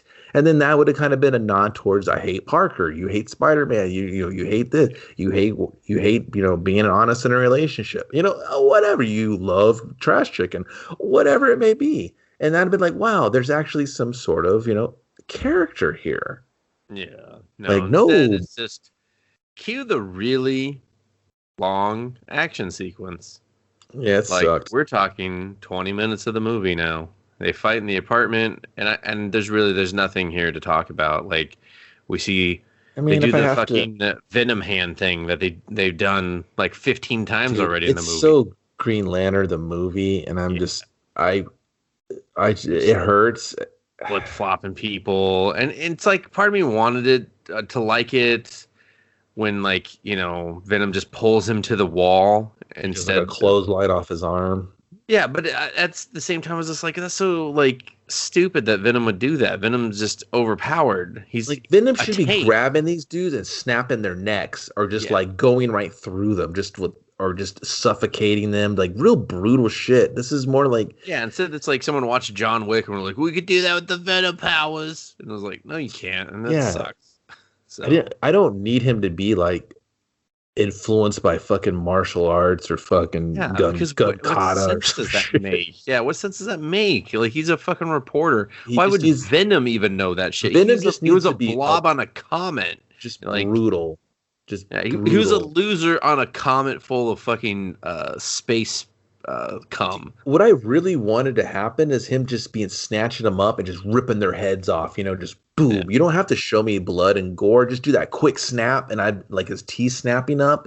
I'm like, dude, that's sick. Or him just, the tongue and shit. Like the Venom's look in his CG and his overall design, I fucking hate it. It sucks so bad because it's like they never really show it. It's not consistent. First of all, it's always just kind of changes shapes and sizes, and it doesn't make any sense. They don't. It's like, just slap the fucking spider on it. Like, slap the spider on it. It looks just, I don't know, just inconsistent. And you know what? Even if they didn't have the proper white spider, just do something mimicking how his eyes are. Like, use that pattern that are, visually for his eyes, and have it just like a blend on his chest where you're like, oh shit, I can see they were trying to do the spider logo a little bit, and give him the white wrist so I can see it somewhere else on his body, like usually where his on top of his hand, where his web shooters would be or something.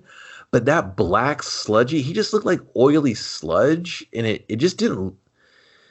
I didn't like the visually consistency of his look. He just looked constantly wet. Cool. Yeah, and we're never really shown it very long. Like, they try to, I don't know, just not. It's like, again, it's like suffering from 90s, early 2000s superhero movies where it's like, oh, no, we can't put a fucking mask on this guy.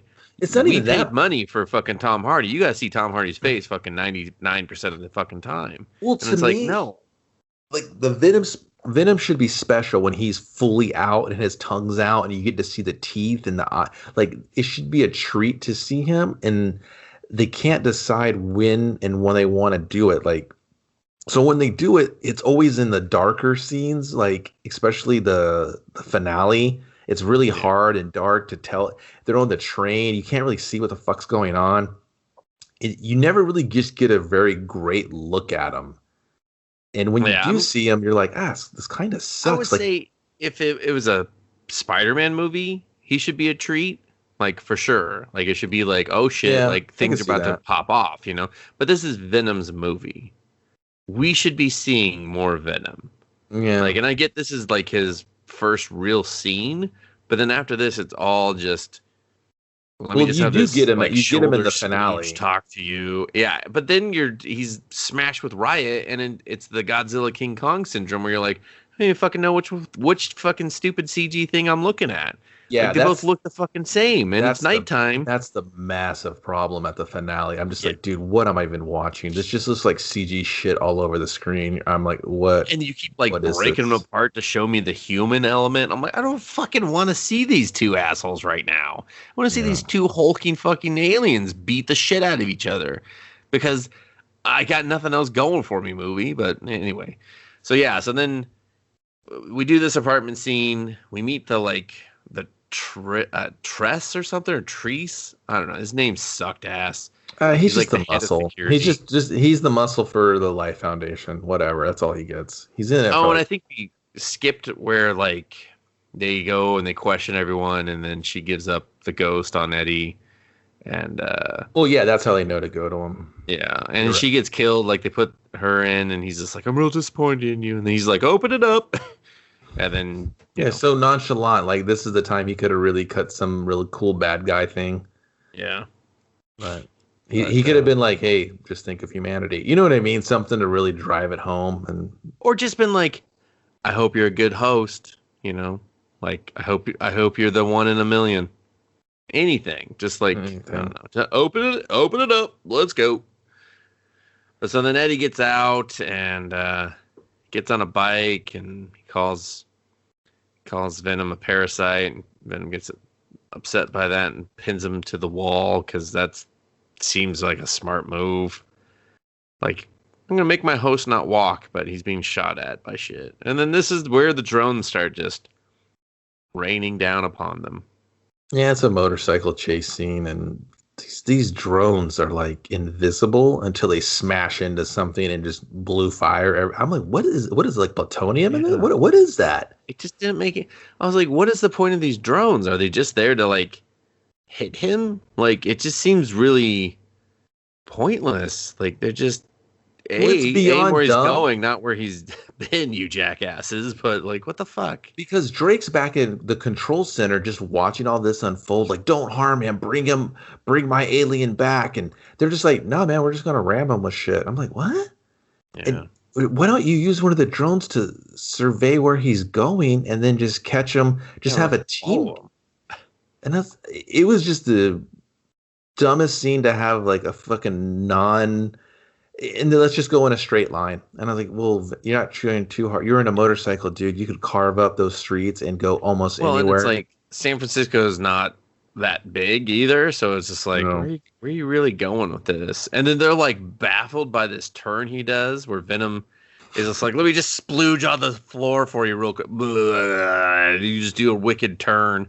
I was like, that seemed to do absolutely nothing. Real Tokyo Drift. Yeah, they caught up 2 seconds later. Well, no, because another SUV just appears like, oh, I took a left over there, and you should have took a right. Yeah, we have eyes on them all the time. I mean, these fucking drones won't stay in the air, though. I'd have a way easier time getting ahead of them if they would just stop crashing into the ground. But we need cheap explosions because the scene's fucking boring otherwise. And then, yeah, eventually they just smash into his motorcycle. He ragdolls. Breaks his legs. Yeah, it's not even good ragdoll. It's just like, breaks his legs, his hands. He's got his middle finger up though for some reason. I was just like, is this intentional or is that like fuck me for watching the movie or what? Like what's going on here? That's what I felt like. I was just like, yeah, fuck me, I guess, And then the Tress guy comes over. He's just like, you fucking piece of poo. And then Venom just heals him. And snaps up, grabs the the Tress guy by his neck. It doesn't kill him, just throws him to the side to kill a guy that shoots a shotgun round in his back. And I was like, why didn't you just do a Venom arm through his fucking head, bite this dude's head off? Like, why did you have to throw this guy? And here's the crazy part. You don't even need an arm. You can just have like a part of your body. Yeah, that's what I meant. Like a Venom arm, like a tentacle or something.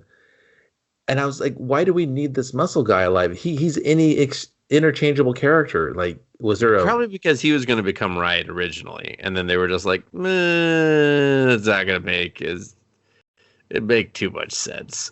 Like, let's do something different. Yeah, I mean, I would have just took it. Yeah, and then Eddie's just like, all right, I got to get away. Let me go see my ex-fiance in a fancy restaurant because they called her new office and they just give out the address, and I happen to be outside the building already, so just a hell of a convenient writing here. So he's got the sweats. He goes he's got the fucking McRib sweats for sure. He's like, they're coming for me. I need to. This scene could have just gone out the window as well. This is 5 minutes of. It didn't move anything along. It did nothing. It did nothing. Brock tells everyone, hey, there's something inside me. And they're just like, hey, you should go to the doctor. And I'm like, yeah, maybe. I think it's beyond that. My humble opinion. He goes inside I just want to skip over the scene. It's awful. It's horrible. It ends with him in a lobster tank.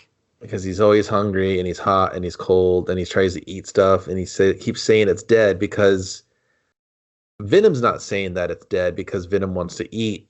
He's saying it's dead because all of a sudden he doesn't know how anything works. Yeah. I was like, what is it? What's happening here? Is he doesn't seem like he's in pain from Venom. He should just be like, I'm so hungry, I can't. He should have been acting more like a junkie that's losing control of like, it wants me, I have to eat, I have to eat. And then he bites the chicken. He's like, it's gotta be alive. And she's like, what? And he's like, I don't know. No, you know what I mean? There should have been these babbling rants. And he just like sits in the lobster tank. I'm like, is this for lulz? Are we doing this for the lulz? I guess, yeah. And him eating a live lobster, I was just like, haha. And everyone's just shocked and appalled. And then the fucking concierge or I'm gonna call the cops, and they're like, no, I'm a doctor. I'm a doctor. I never want to eat here again. This is my I'll take him. Girlfriend's ex-fiance. I'm a fan of his work. They're just like, is that Eddie Brock in my fucking lobster tank? Let me get a picture. Have you seen his YouTube? It hasn't been updated like ever. Kelly Marcel's like, you brought me in for this? The lobster tank rewrite? Yeah. They were like, we needed a woman's touch, Kelly. You nailed it. Yeah. I felt embarrassed and comical. Okay. Yeah, and then so now we're at the doctor's office. He wakes up. They gave him a sedative or something. He's in an MRI. We all know where this is going. Dan is just like, all right, Eddie, buckle up. It's going to be a bumpy ride. And he's just like, where's Annie? I need Annie. Shut up. Where's Annie? They turn the shit on. They do the thing where they love to like fucking emo splash Venom's face over his or some shit. So like they're in some fucking 90s music video. Listen, porn. When they do this twice in the movie. They do it more than that, but I hate it. They do it here, and then they do it again when he comes back to there. Why does Eddie glitch out? Like he's in a video game and static all over him? That's what I'm saying. It looks like a 90s corn video. Like they're just like... That was my best corn impression. The worst corn impression. It was. I couldn't get the right octave. Atrocious. They down tune, Kevin. That's the trick. They down tune. Wow. I'm sorry, everyone. So, and when he does this glitching out snow static thing from like an old CCTV or something or whatever, why didn't they just have the wet carnage like goo flipping around him like they do in every other version where Venom is struggling to stay on top of him? You know what I mean? How it gets all like kind of like almost it should be expelling his from his body, not kind of like the finale, a shitty face where it can't cover him, it's covering him, it's not covering him, it can't hold on to him in a weird way, like the parasite is being rejected by the host, and they were just like, nah, man, make him glitch out. I was like, glitch out. It's visually interesting. It's not. Like it's really not. It's painful to look at. Completely sucks. I was it doesn't match the entire rest. There's no way in hell they shot this knowing what it was going to look like when the special effects came back. No. There's no way, because they would all have been like, this is fucking awful. Yeah, and it's like that special effects team had no idea what Venom looked like or what the rest of the movie was doing. Like, you need this win? They probably saw it and were like, oh, I'm so embarrassed that we turned that in. I doubt they watched it. Oh, someone did. You know there's that one guy that was just like, fuck yeah, I watch everything we do. Oh. We should close up shop. I can't remember. I get confused. Is this after... after they fight the cops in the thing, that's when he goes into the water, right? And then Venom tells him exposition of how it works, of like, I need to eat, I'm from a planet. Yeah. Okay. And he's like, you're not in control. Fuck, I did the voice. So he gets out of there, and or does he get out of there? I don't even fucking remember. How does he leave the hospital? We just cut away after he throws this thing. Yeah, but how the fuck does he get out of there next? Don't they come for him or something?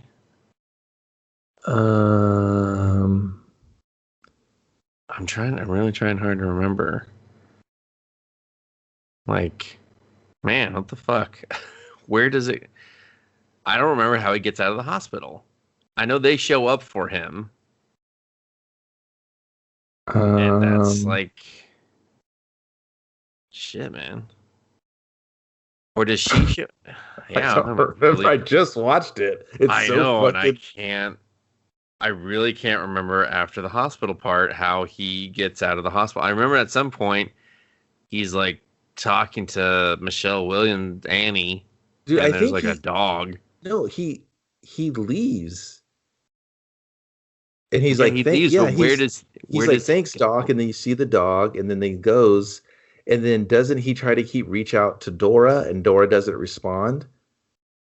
And then I think we had it out of sequence because then I think that's when the because there's the apartment fight, and then there's the motorcycle fight, and then he goes back to his old boss to give him the phone, be like, hey, this is it. And Venom's like, you want to go up? But he dives into the water at the end of the dock where when he gets the shotgun to the back, Mm-hmm. he dives into the water and he swims up to the thing, and then you see Venom detached for the first time. That's the only time you think he looks cool when his face is floating off of him, and he's like, we need to eat and we need to feed. He's like, what does that mean?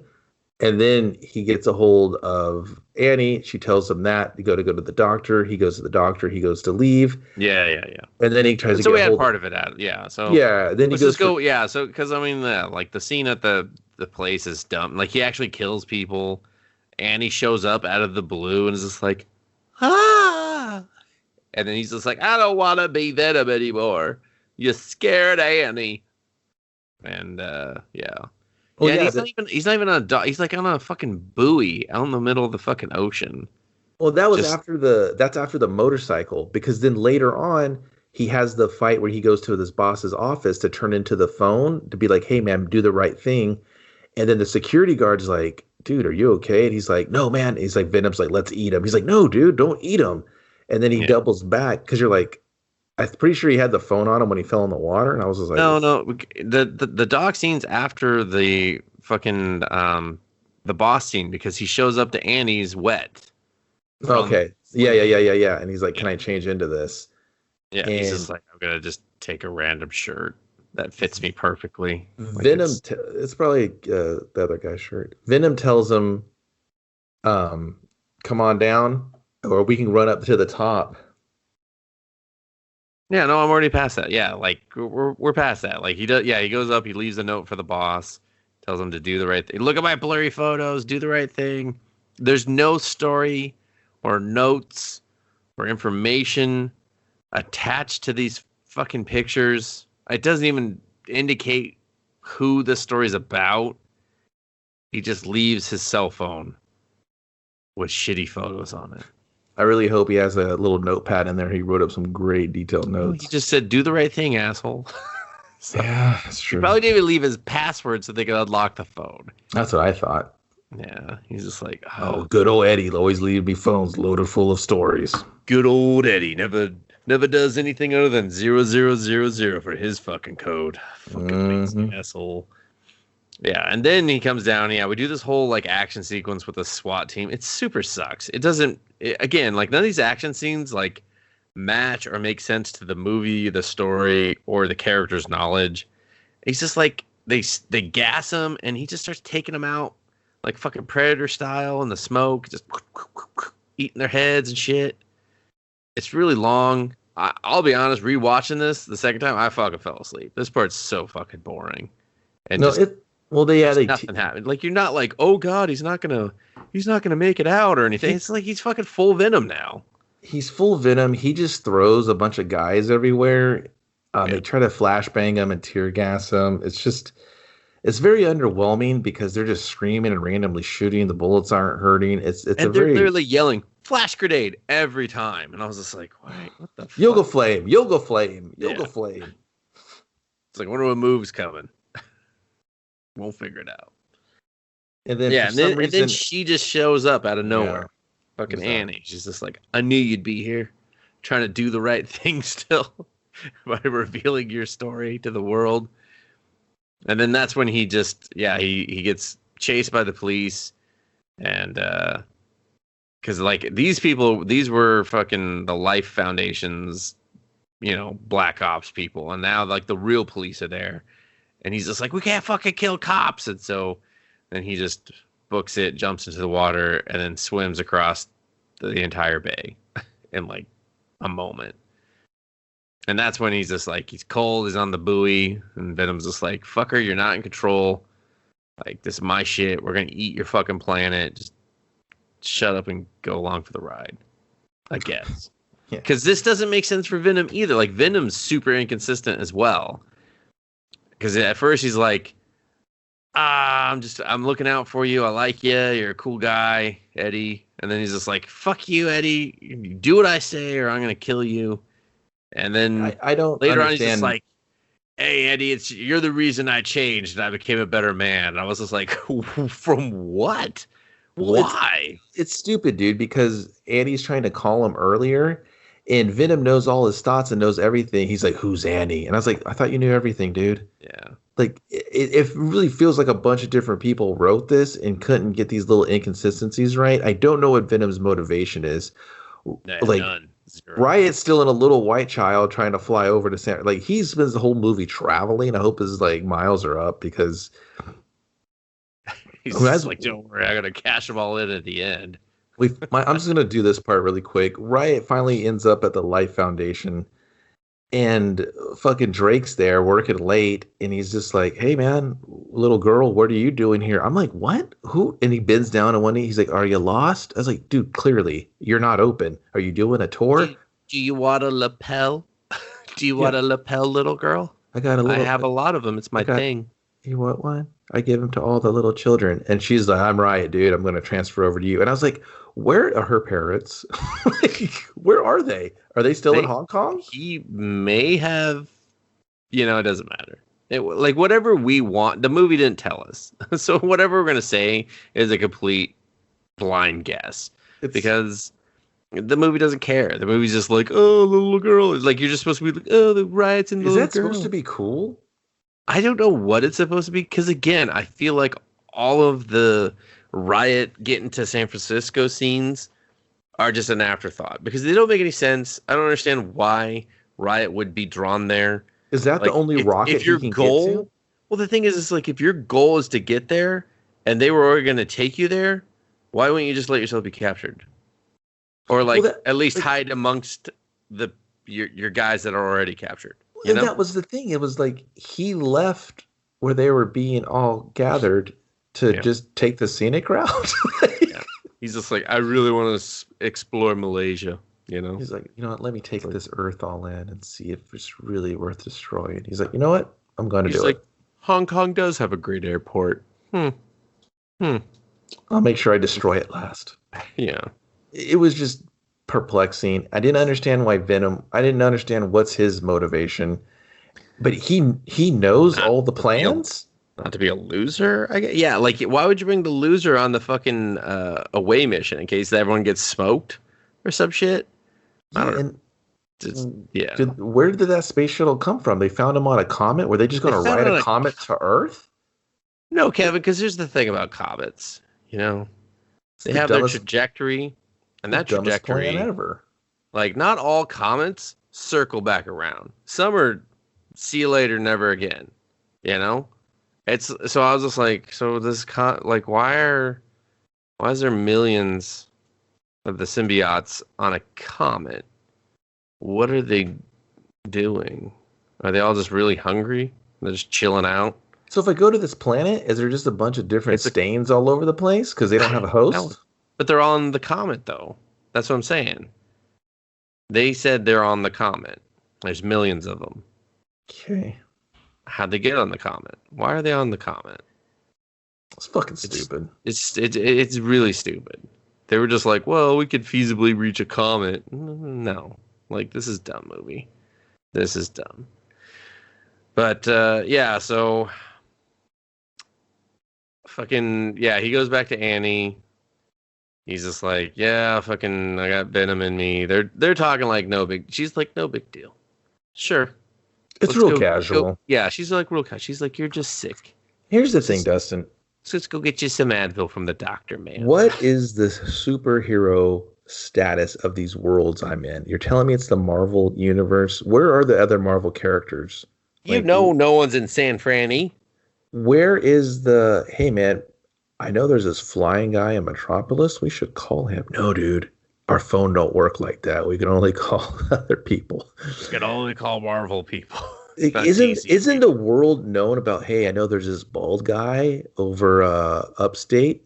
Maybe we can get him to come and look at the sickness inside you, buddy.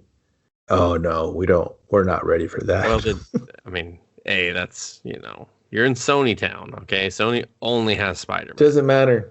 Don't care. But also, you're forgetting that we've already said that this movie is 100% an origin story. And the reason these origin stories suck and no one likes them anymore is because they do not involve anyone else until the very end of the movie. So yeah, true.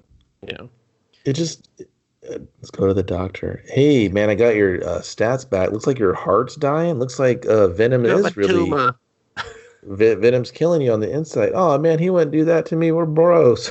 Yeah, so Michelle Williams is like, I'll just learn how to use this MRI machine real quick. This giant red button do anything? This seems unsafe for any of us wearing metal, because we're about to fucking die. It's about to be ripped from our fucking body. Mm-hmm.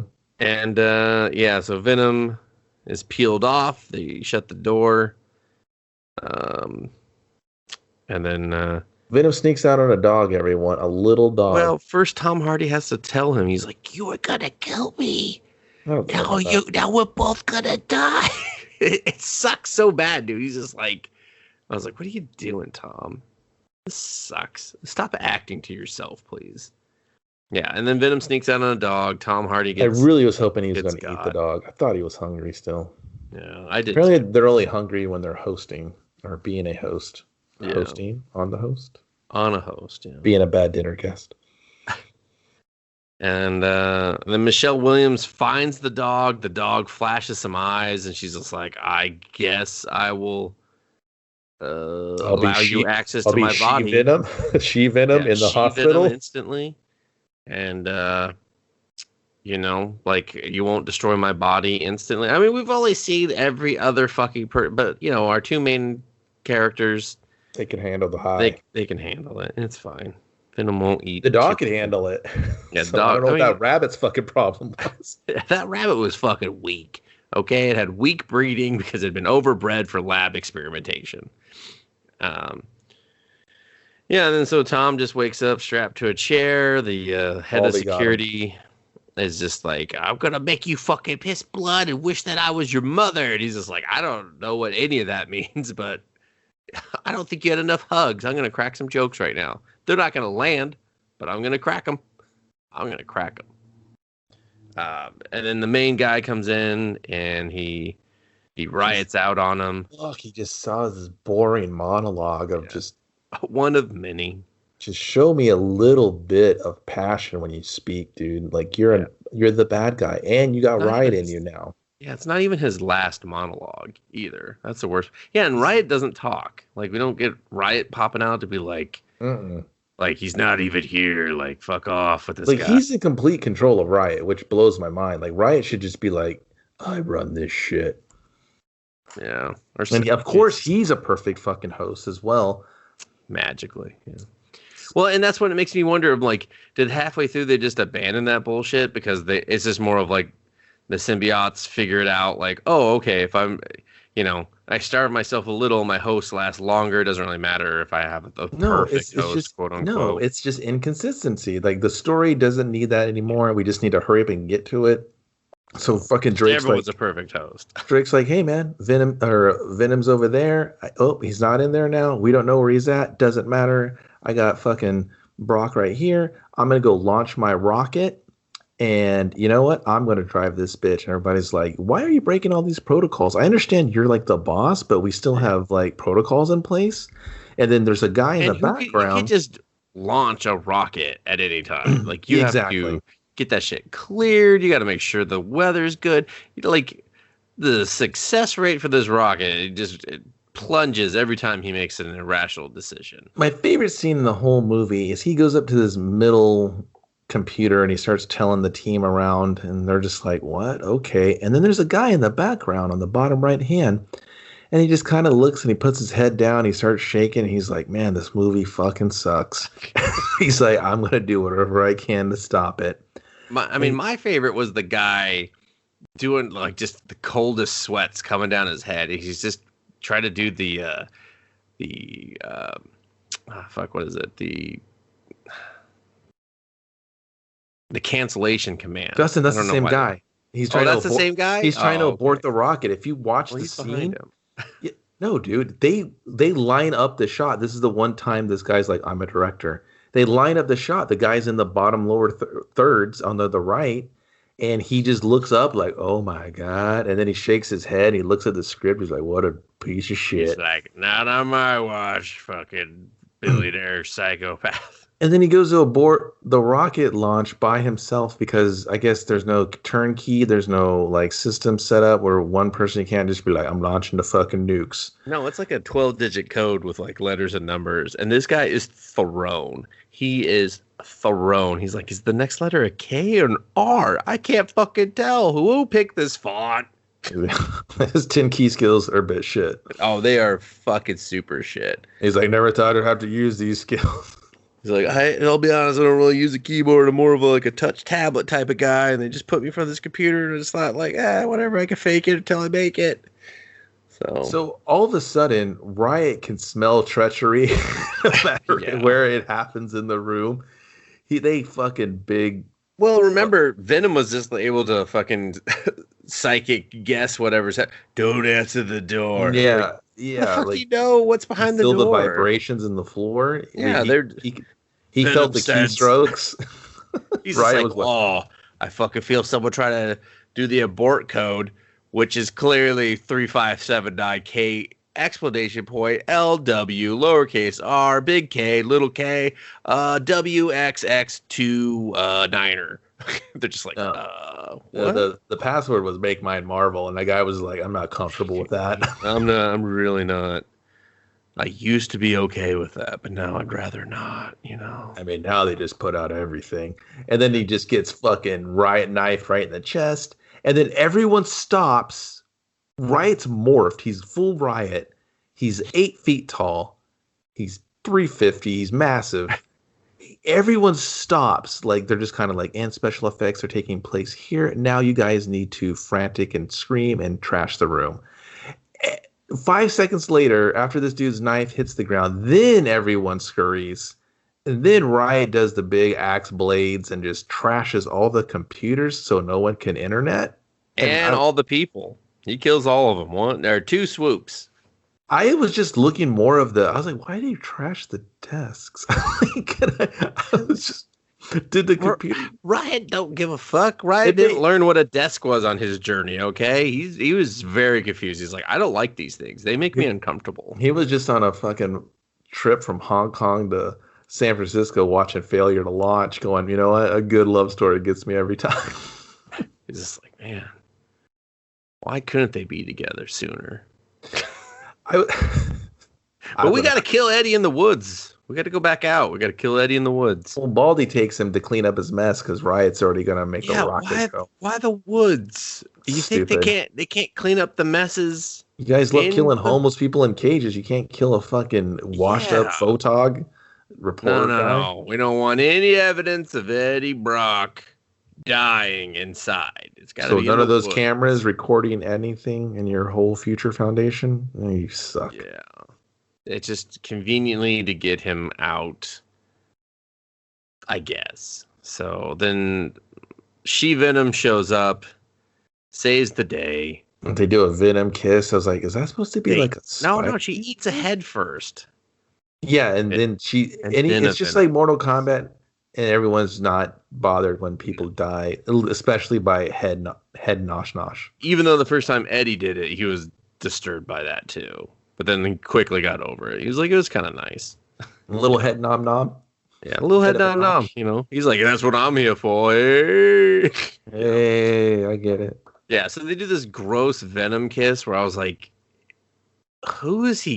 Is he kissing Venom right now? Yeah, it was real suspect. Venom was just like, this is what I've always dreamed of, a 3-way with our mouths. Venom was like, hey, how about a little tug, governor? He's like, don't worry, I got both of you. He's like, damn, he's quick. Venom, the ultimate lover. Yeah.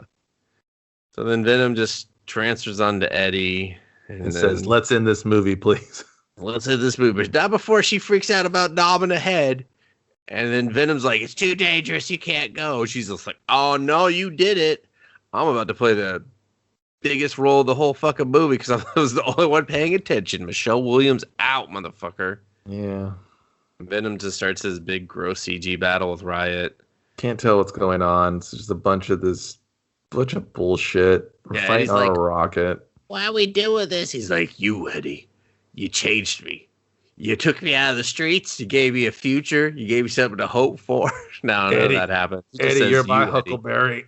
Yeah, that's it. He's like, these are my Huckleberry. And Eddie's like, I got the TB. Credits. Yeah, they fight. If ended like that, I'd be like, all right, that wasn't that bad. All right, it was all right. It was all right. The ending saved it. I mean, how did Venom know about the Huckleberry? I mean, fucking brilliant.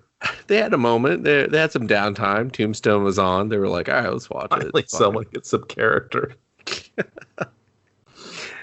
They're like, God damn, Kurt Russell's amazing in this movie. Oh, you just wait, Venom. We got a whole fucking VHS. No, Kurt Russell was in it too. I was saying Kurt Russell. Oh, okay. I was talking about the other lead in the movie, Kevin, that also made the fucking movie worth watching. Thank you very much. Val Kilmer, my fucking ass. Yeah, I know. He gets too much of the show or the shine on that. Okay, Kurt Russell was fucking acted his chops off, and I wanted him to get his shine. They're great. They're both great. Yeah. Anyway, they fight. It's gross. They come apart. They come back together. It doesn't matter. Fucking they have weird alien sex. It's gross. It's all gross. Fucking Annie's like, she just plays fucking goddamn Miley Cyrus Party in the USA, and everyone's just like, this isn't bad. And then he gets to the hook, and then they all just break apart. And Riot's like, fucking boo. Riot's just like, what? It's a party in the USA. But then that doesn't last because Riot gets back on douchebag McDouchey faster. And he stabs Eddie. But then Venom jumps on Eddie and is just like, we're losers. Loser squad for life. Yeah. And Riot gets in the rocket. Flies away. Doesn't think. Goes back to his planet. Realizes invading Earth's a bad idea. After they get a look at his host, they're like, wait, we're going to look like that? Are we going to be able to emote or act? And he's like, probably not, guys. It's real bad. It's a sad state of Hollywood.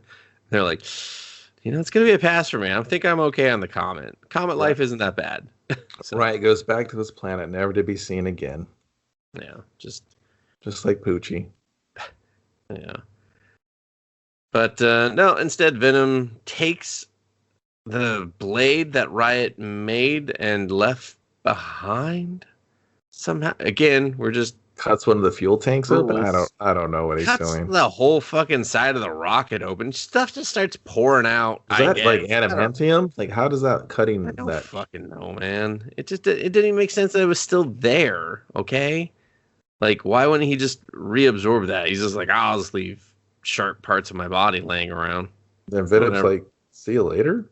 He's like, fucking, this looks like that thing the Cleons use. Woo! Fucking cuts nice. They blow up. Venom peels apart. And he saves Eddie, becoming a parachute. And it's just like, oh, I guess Venom's dead. They said. And he's just like at Annie's her apartment. And she's like, hey, you good? He's just like, yeah, I'm good. You still boning that doctor? And then Venom starts talking. Ha ha ha. He ain't dead. Like, why was this scene in the movie? I don't know. He's like, she has no idea. She will be our lover. We will bang. We will bang all night. I was like, dude. We will Venom bang, and then we will Eddie bang, and then I will bang Eddie. I was like, Venom, just go beat your dick in the corner. You're out of control. When do you care about this stuff? Yeah, it was like a bad Scooby-Doo bit or something. It just again, it's a super inconsistency of Venom. Why would Venom care about that shit? Like, it just doesn't do anything for either of the characters. And then Stan Lee's there going, dude, this sucks. And then he's just like, I know there's a symbiote on you. Fucking hang in there. Fucking love her like you've never loved someone before. Both of you. Both of you. Watch my dog off the curb. It's gonna die. I'm old and feeble, and everyone's gonna wait till I'm dead to reveal all the bad shit I've did in my life. Yeah. And then they cut. Fucking love her, Eddie. They cut. All right, you weird old fuck. Yeah, nothing to do with this character. Venom and Brock just cut deals on what's considered killing people, and then we go to this fucking market one more time. And like, if you know what, if Stan Lee was in the market, I would have took that. If we didn't need that. We didn't need any resolution between the girlfriend because he should have just got over it. Like, yeah, like it should have been like a big, hey, you know what? Thank you for playing that Party in the USA song, and she's like, it's the only thing on my iPod. So what's an iPod? And then we just laugh, and then we go to the market, and then the guy goes in there for his collection money. I was like, dude, like, is it once every 6 months? Like, what's your calendar like?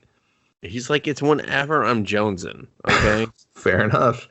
And this is when I really, really, he Venoms up and he tries to cut a promo on him, and the guy's like, what? Venom's like, I'm just gonna eat you. This was the one time that should have been a hardcore graphic, like eating. You know what I mean? Like, just hardcore, snap his head off, his body stands there like Mortal Kombat for a second, and blood just and then falls over. Yeah, just splashes all over Mrs. Chen.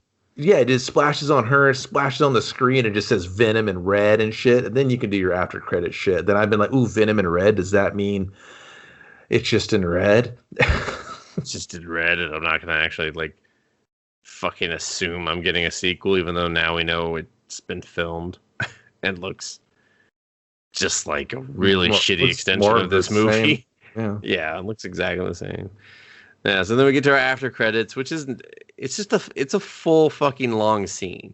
They don't even take the courtesy of not wasting our time. They actually show him driving up on his stupid motorcycle to a fucking prison, getting out, walking the long hallways. Some dickbad guard. He's just like, I'd shut this shit down. Fuck this guy. Don't fucking break the rules. I'll be cleaning up your face off the fucking floor, and I won't give a fuck. I'll go home and I'll fuck my wife and I'll eat my dinner. You're just like, okay, I saw Silence of the Lambs too, buddy. Put a cork in it. I was just like, all right, calm down. And then there he is, Woody Harrelson. You're like, all right, you make a pretty good fucking Carnage, Cletus, yeah, you're pretty good, Cletus. And it says, welcome, Eddie, and it's in his own blood.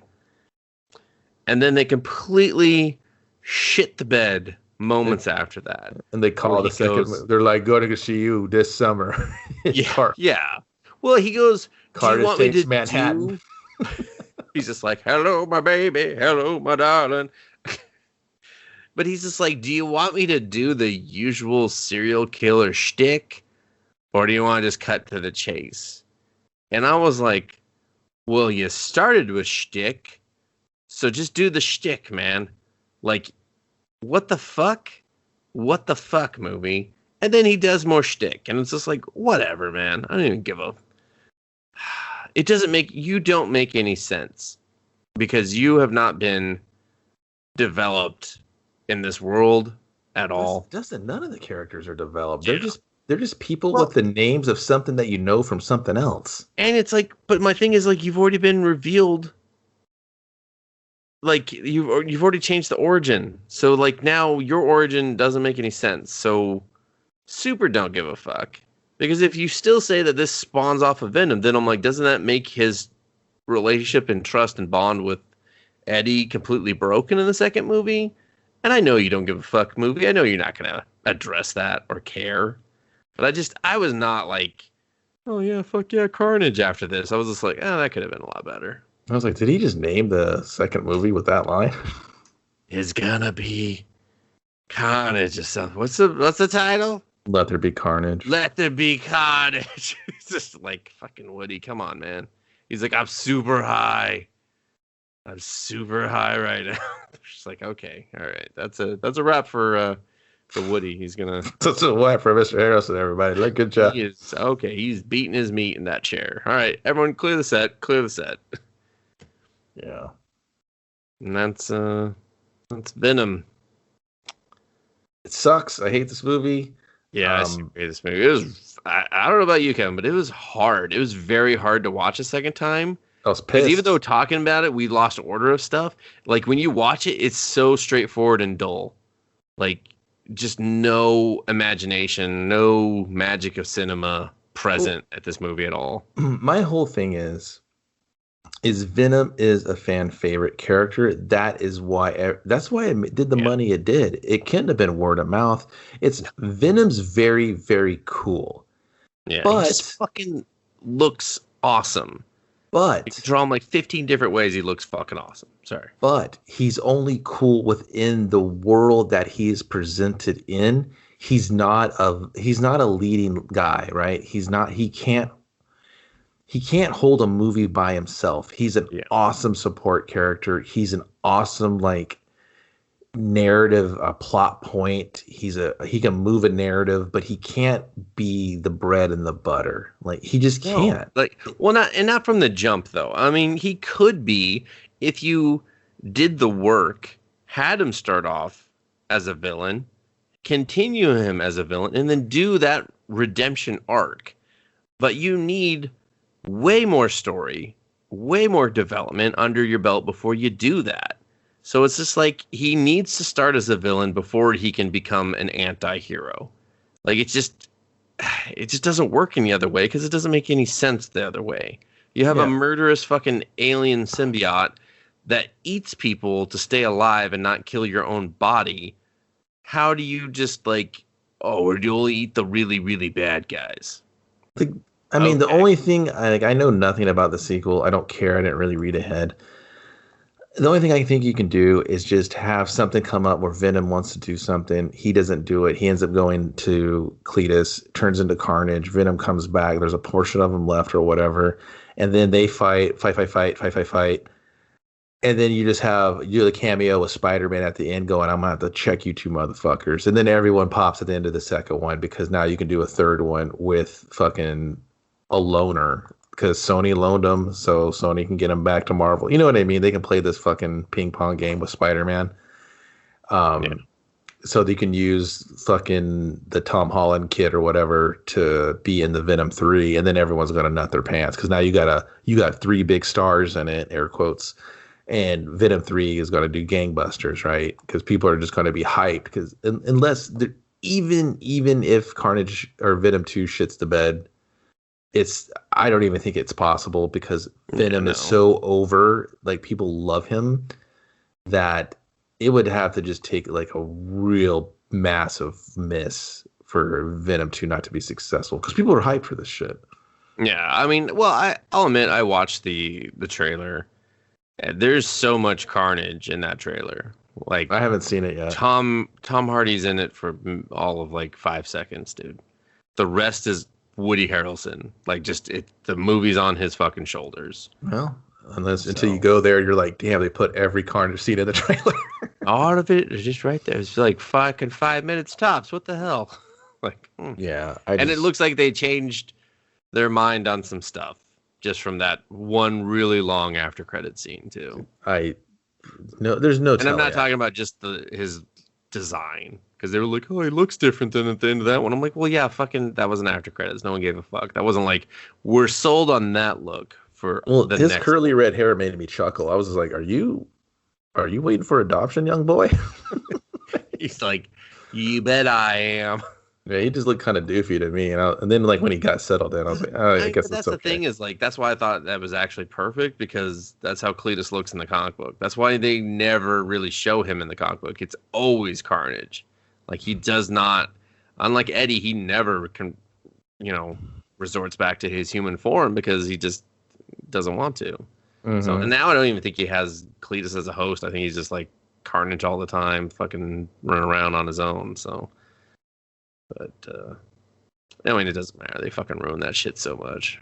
Mostly from the aforementioned Clayton Crane, who's just like, yeah, I fucking love Carnage, but what if I like made a weird Twilight Zone town where he's running it, and you send Ant-Man to kill him? Stupid. Is this cool, everyone? Is Sure. this moving issues? Yeah. Canceled. Canceled. I mean, not really. It finished. This is like, well, we're not going to do 6 issues, but we'll give you 4. So, yeah, it's honestly like one of the worst superhero movies and just movies in general that I've seen.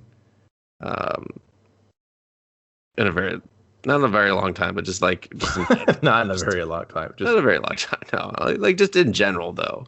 Like when I first saw this movie, I was bored and offended with how bad it was. So yeah, that's its biggest crime. It's just boring. It's just boring. It just does nothing fun with the character. It does nothing cool or memorable. It's just boring. That's its biggest offense. And our biggest offense is still talking, so we're gonna let you go. Thank you for moving with us. That didn't work, but I'm gonna stick with it anyway. You can find us at Let's Movie or Let's Movie Podcast on the social media. And of course, you can subscribe to us on your favorite podcast platform, watch or listen to the show a week later on YouTube. Subscribe, like, and the greatest thing you can do for us is to tell someone else about us. So we appreciate it. Kevin, take us away. Thanks, everybody. See you on the next one.